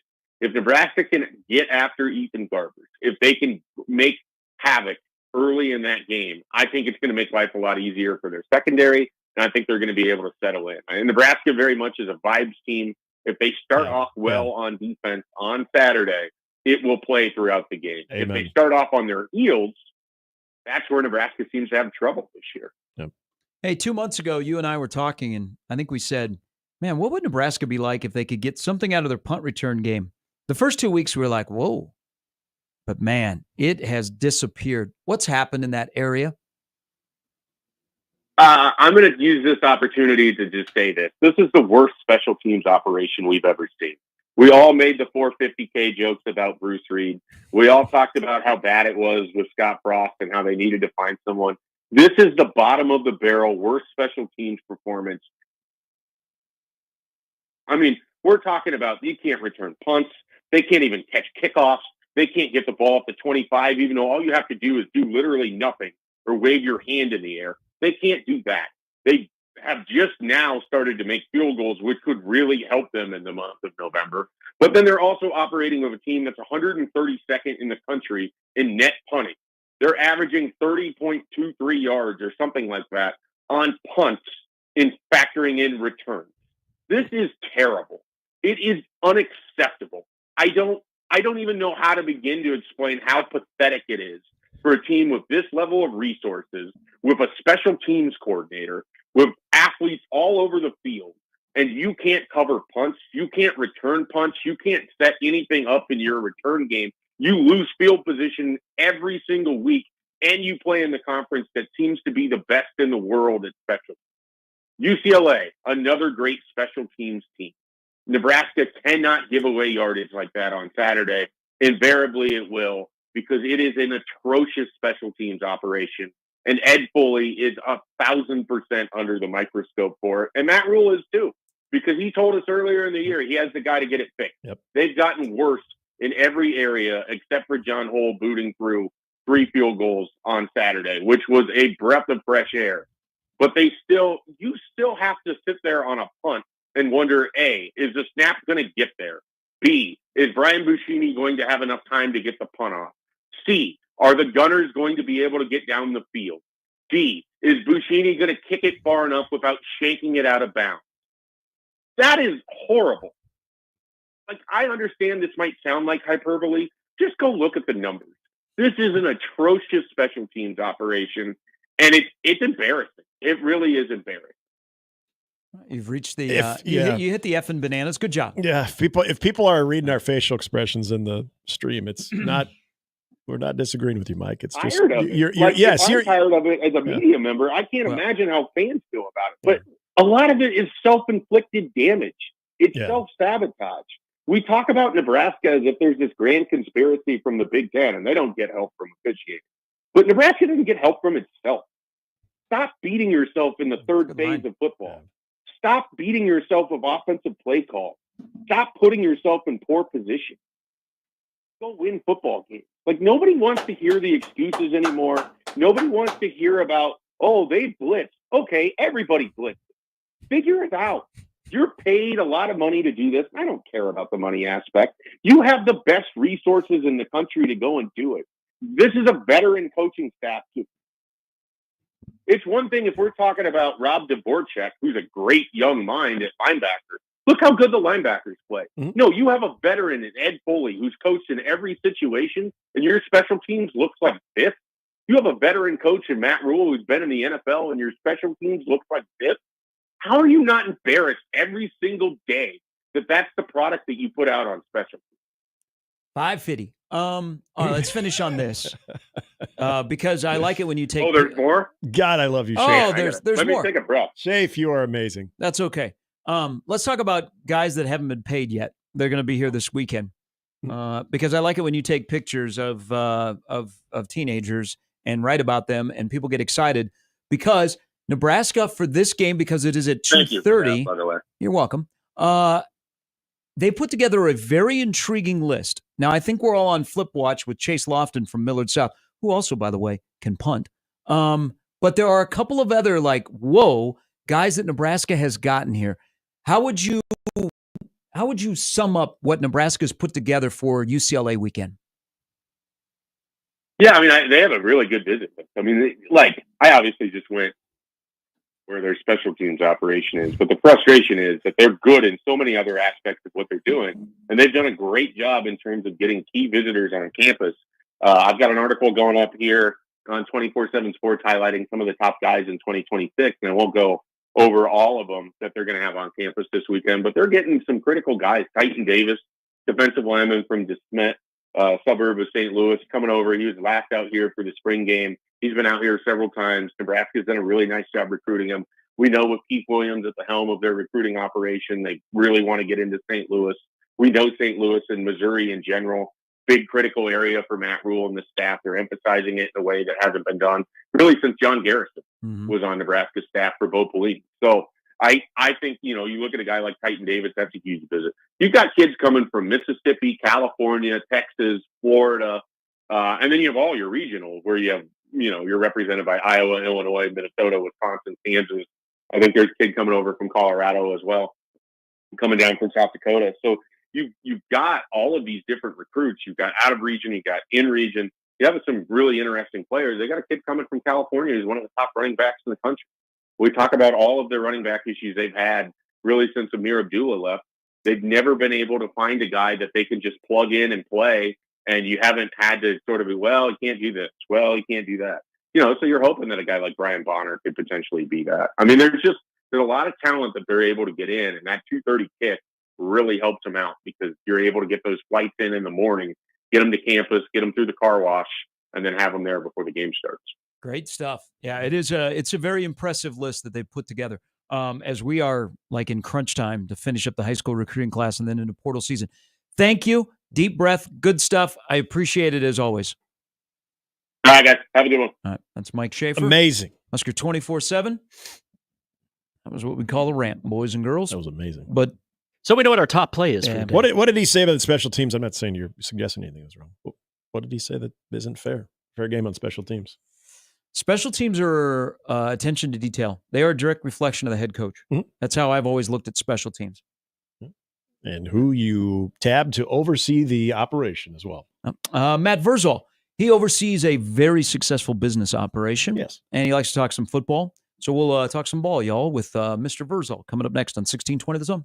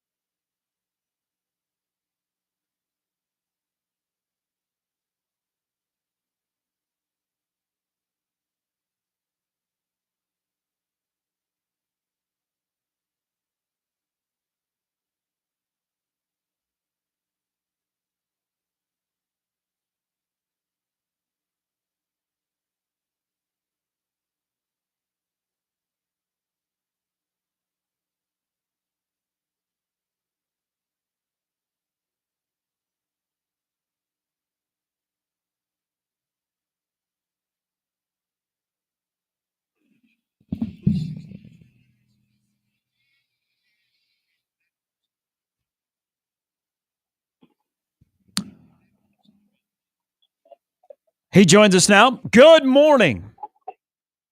Morning, boys. How we doing? Good. Will you be at Seacrest tonight to watch Millard North and Lincoln Southeast, to watch another edition of the Cash Show in the backfield for the Knights? Unfortunately, I don't think I'll be able to make it to Lincoln tonight. I've got just with home games at Scott, it gets a little weird over there sometimes. So I don't think I'll make her down. Hey, he has had a really, really good year. What does he want to do next? He wants to play football in college. It's just, unfortunately for him, he's a really, really good football player. I think he's going to probably end up, they had a deal with the Benson game, which was unfortunate, but I found out some information about that didn't make me very happy. But he's got a chance to have 1,000 yards and 100 tackles. Mm-hmm.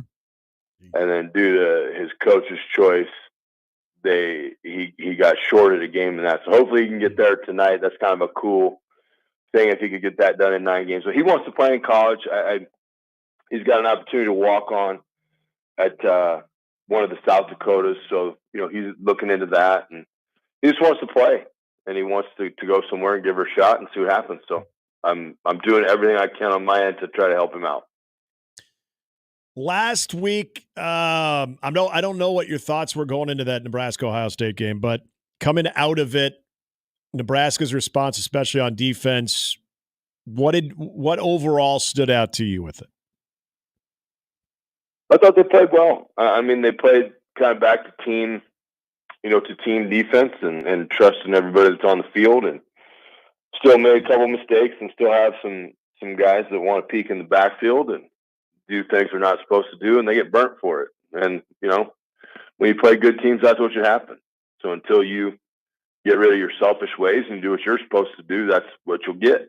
So they played well. I was really just impressed with the effort. They had every bit of them in their past history would have told you that the truck was backed up and the tents were packed up and we're a mailer in and call it a day, but they didn't do that. They played hard and they played through it, and they did a good job. They put them in position to win. Mm-hmm. Unfortunately, they don't have the habits that eventually lead to getting those wins against ranked teams on the road. Let's talk about screens, but I want to go at a different thing because I think it's time. Let's have some education.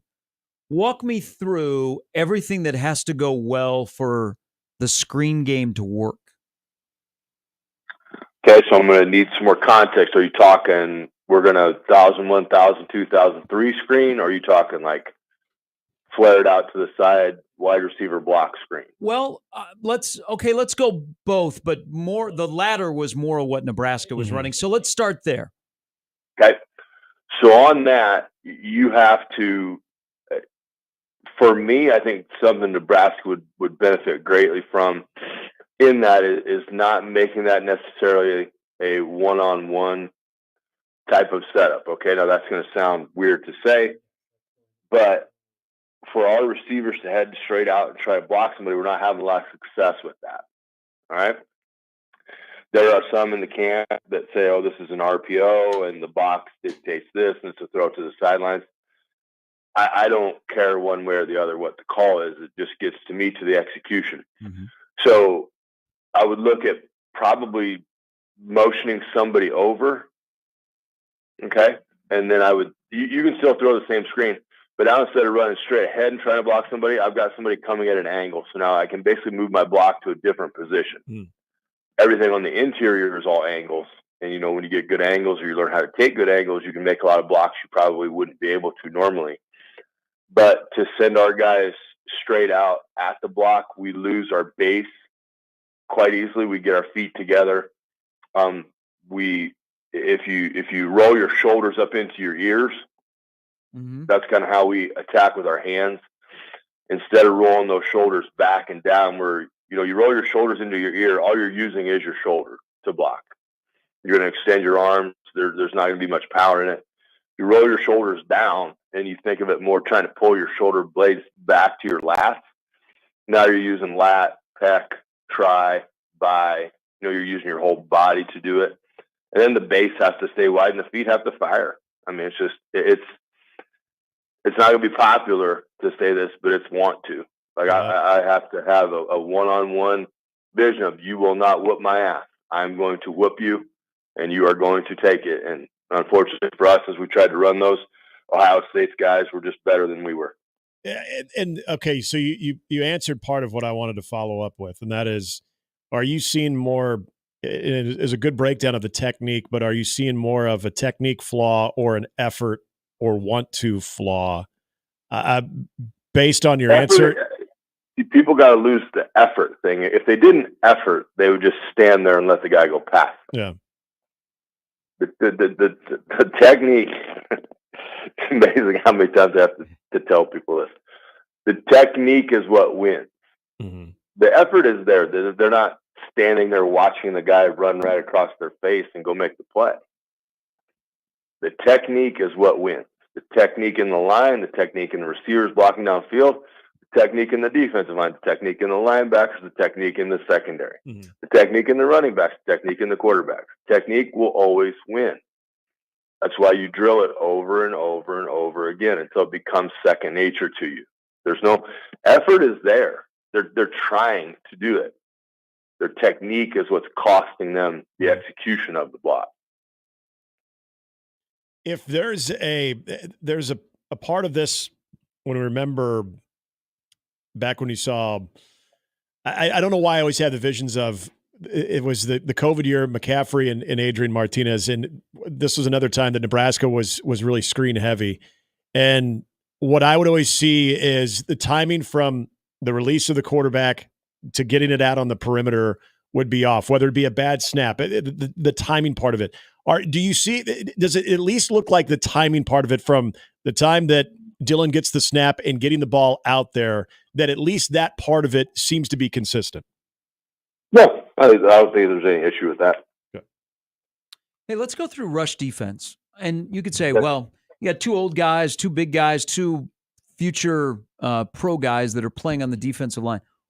Why have they been, and I think Indiana was an outlier on that side of the ball, and they're not a finished product. They've got some issues, sharing calls, all those kind of things. But why do you think they have really become a stout run defense group? What do they do that is different, that whether it's Ohio State, whether it's, I don't know, pick another team that they played this year, they're not running the football on them. Why? Because two occupy one. When you have big bodies in there, and thankfully Judy started to make some plays, because he has kind of pumping his tires for a while. I think he's going to be really good. Good call, Vers. But when one occupy two, then the numbers are in your favor. So now if I've got a zero technique, a nose guard, whomever that may be, I think they do a nice job of rotating those guys. When you got to take a center and a guard to move me, now I have a free linebacker. The numbers go to my favor. And then when I can get two of those guys to take up four blockers, now I'm really ahead of the game, because now I've got two free runners. When I've got two guys on my team taking up four guys, and then I blitz on the outside and I stay disciplined in my blitz, then the quarterback doesn't run for a first down. So, I mean, it's just when they do that job, and it's a thankless job. You're not there to make tackles. You're there to occupy blockers. When you occupy blockers, then the faster guys can run and make the plays. Vers, I want to go back again to Saturday for the message going into that Ohio State game, and we're all curious about Satterfield's answer about the mindset and running the football. Nebraska at times had success, and against a very solid defense. What looked different last week when Nebraska ran the ball, and what is a realistic expectation about the running game going forward with this team? You called successive running plays. You called running plays on multiple plays in a row. Yeah. You let the linemen feel like they were part of the team. Yeah. Instead of just an afterthought, like, oh, if it didn't get 4 yards, you didn't abandon the play and you just kept running it, and you let them. Like, Psyche is crazy. Like that's some people on various stations, some on your station in this town, don't think body language matters. Don't think it's not psyche. It's all physical. They're just this. They're just that. Psyche is the brain controls it all. So if you get into this and you're like, okay, if we only get a yard, he's never calling this play again. That creates pressure. That creates thought. That creates a bad play and probably a loss of yards. Never seeing the play again. But when you could just like trust and say, hey, we may not be perfect, but if you give it to 2-3, he's going to go straight downhill. He's going to try to run people over. He's going to get us a couple. So we got to make sure we get it a push. We get movement. We do our job. Mm-hmm. He's going to call. I guarantee you something said it happened. Like, hey, we're going to run this 3-4 times in a row. See what happens. And those guys' chests swelled up, and they're like, okay, here's our shot. Mm-hmm. And then it works, and it's awesome. Huh? And then it goes back to airing it out. And it's like, okay, I guess that was just you threw us a bone. all in the trust tree. I mean, there was a scenario of 8 straight passes early against Indiana. Verz, I appreciate it. Have a wonderful weekend. Enjoy Saturday, and I know you'll be busy tonight. Playoff football in town. Yep, we'll see you, boys. That's Matt Verzal. So Nebraska's going to stop throwing screens. You know what will make Nebraska's screen game better against UCLA? Blocking? Ramir Johnson. Yeah, that is. And I can't remember if that was brought up during Big Red Overreaction or not. I know you had said it. I think it was during Big Red Overreaction. And that's a big question. Someone had asked it earlier today in the stream of, is Ramir playing? I think someone incorrectly said, no, he's not. He practiced all week. So watching that game in particular of his vision, his ability in space too. Yeah. I think it's easy to amplify missed assignments or missed blocks and say, well, it doesn't matter who you have back there. They're going to get blown up if you're missing that. Well, it actually does. It matters who's getting the football in space. And we've talked about the things that these running backs do. They all have something a little bit different that they can provide you. And I think it does come down to Ramir Johnson, especially as a outlet, as a pass catcher in the backfield, as a guy that he has that innate ability to make people miss, even if something gets blown up. So you take away, and this is the other part about this equation, Gary, is that Ohio State speed on their corners and in their secondary compared to UCLA. This is not UCLA slam fest, but it's not the same. So again, having that level of, if Ramir in 14 is involved in that part of the game, which I would imagine he would be, I think it's okay to expect a little bit more success based on just his ability to do that. There's always an overcorrection. So do they take away some of the check ability of Dylan this weekend? Mm-hmm. Do they have different personnel out there? Do they decide that, you know what, we probably shouldn't have Barney out there as a lead blocker on a screen? Or do they treat the screen game more as a flare out of the backfield, not as a true throw it out, run behind a blocker? Yeah. Just out of the backfield. And do they overcorrect and we see a wheel route? Oh, then speaking of Ramir there, I like that. We come back, some final thoughts on what's going to happen tomorrow in Lincoln between Nebraska and UCLA, and we'll put a wrap on this week of Mornings with Sharp and Handley and Jimmy at 1620 The Zone.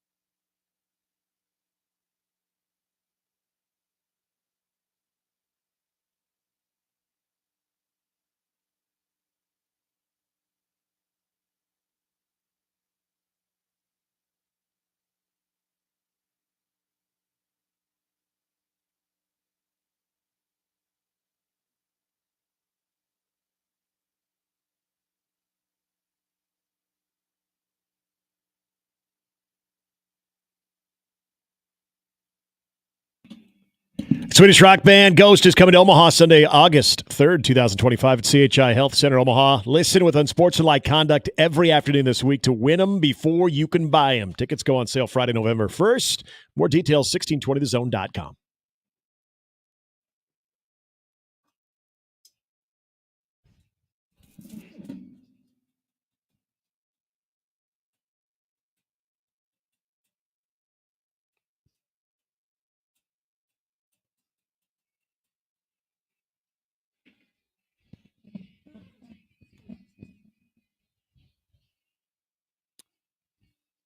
All right, tomorrow could be I don't want to say historical day, but Nebraska become bowl eligible. Last time they were bowl eligible, where were you on October 15, 2016? Watching the Indiana game, I guess. Over 8 years ago. I was doing that. I was covering very bad David Beatty football in an empty stadium in Lawrence before I did basketball a couple weeks later. Just everybody remember, he has been back as a coach for Colorado. But Eric Bieniemy, the only time he ever won in Memorial Stadium, he ran around and he stuck his tongue out to all the fans. Yep. While it was pouring rain. 27 points in the fourth quarter. Him and his little running mate, you know what? What they needed? Darian. They needed the Goombas from the game 4 of the World Series. They needed those two to come on the field and take both of those out because Nebraska defensively couldn't do anything in the fourth quarter against them. Weren't Goombas. you a student at that time? You could have been that They needed guy. the Goombas. You could have hopped over the wall. I was at that game, too. Well, then you could have been the child. Nobody's going to get mad at the child. I was way up there. And I just remember, I'll never forget that fourth quarter the rest of my life. 12-0, feeling good, really damp night. And then 27 points happened. So Eric Bieniemy is back as the OC for Deshaun Foster. And UCLA is in town. I know I've kind of couched this about Nebraska putting up a 35 burger, maybe pitching a shutout. I do think that weather will impact just the flow of the game, and both these teams are slow anyhow in terms they're not going to run 80 plays. I think Nebraska wins the game 24-10. They're bowl eligible. Celebrate accordingly and start picking the place you want to go, and then start with where 6-win teams go, and we'll go from there. But I think they become bowl eligible tomorrow. I think they win 24-10. I think they do what Nebraska does defensively. They suffocate UCLA. Offensively, they do enough. One of them is a defensive score. Okay. There we go. All right. Hell yes. I really came close to the 31 points, but I came just short. I'm going with 20s. Point margin, we're around the same. I'm going 27-14. Just at 6-3. And Nebraska is bowling. I think it's one of those games that even with it 27-14 doesn't necessarily scream blowout. I don't feel like Nebraska at all in the second half is pushed at all. And I will do a oddly specific prediction that I think the combination of Dante Dowdell and Ramir Johnson combine for 175 total yards. Monday I was saying on the stream 31-14. Can I? So I'm listening. So could Nebraska have a 100-yard rusher? Is that what you're? No, I think. Well, this is also including. This is total yards. So there's some receiving yards involved in that little. So I think combo. one of them won't have that many receiving yards. No, I think this is a combination of what Dante Dowdell does on the ground, what Ramir Johnson does on the ground, also sprinkled in with some receiving yards too. I think they will be a nice little 1-2 combo in the offensive production. Rock fight, rain. Nebraska does win, though, 14-10 on Monday. We start talking about your favorite locales, such as Phoenix. I know. Rock fight 14-10. But Nebraska wins. The defense does it, and that rain makes me nervous, and many beers will still perish Saturday night in Lincoln. It's not going to be windy. 14-10 would be an Wet interesting... balls. Win is a win. Win is a win, and they'd be bowl eligible. The 14-10 score would be kind of interesting on the vibe on Big Red Overreaction. It would.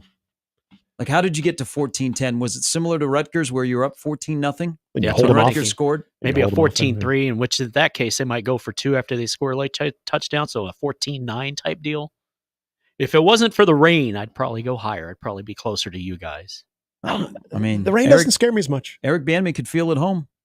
True. The 88 game was really nice. The weather was really nice. And that 7-0 loss, he was a backup to J.J. Flanagan. And then he was here as a running back when he was briefly 2 years. He was a running back coach at Colorado. He was here. And, of course, Colorado lost.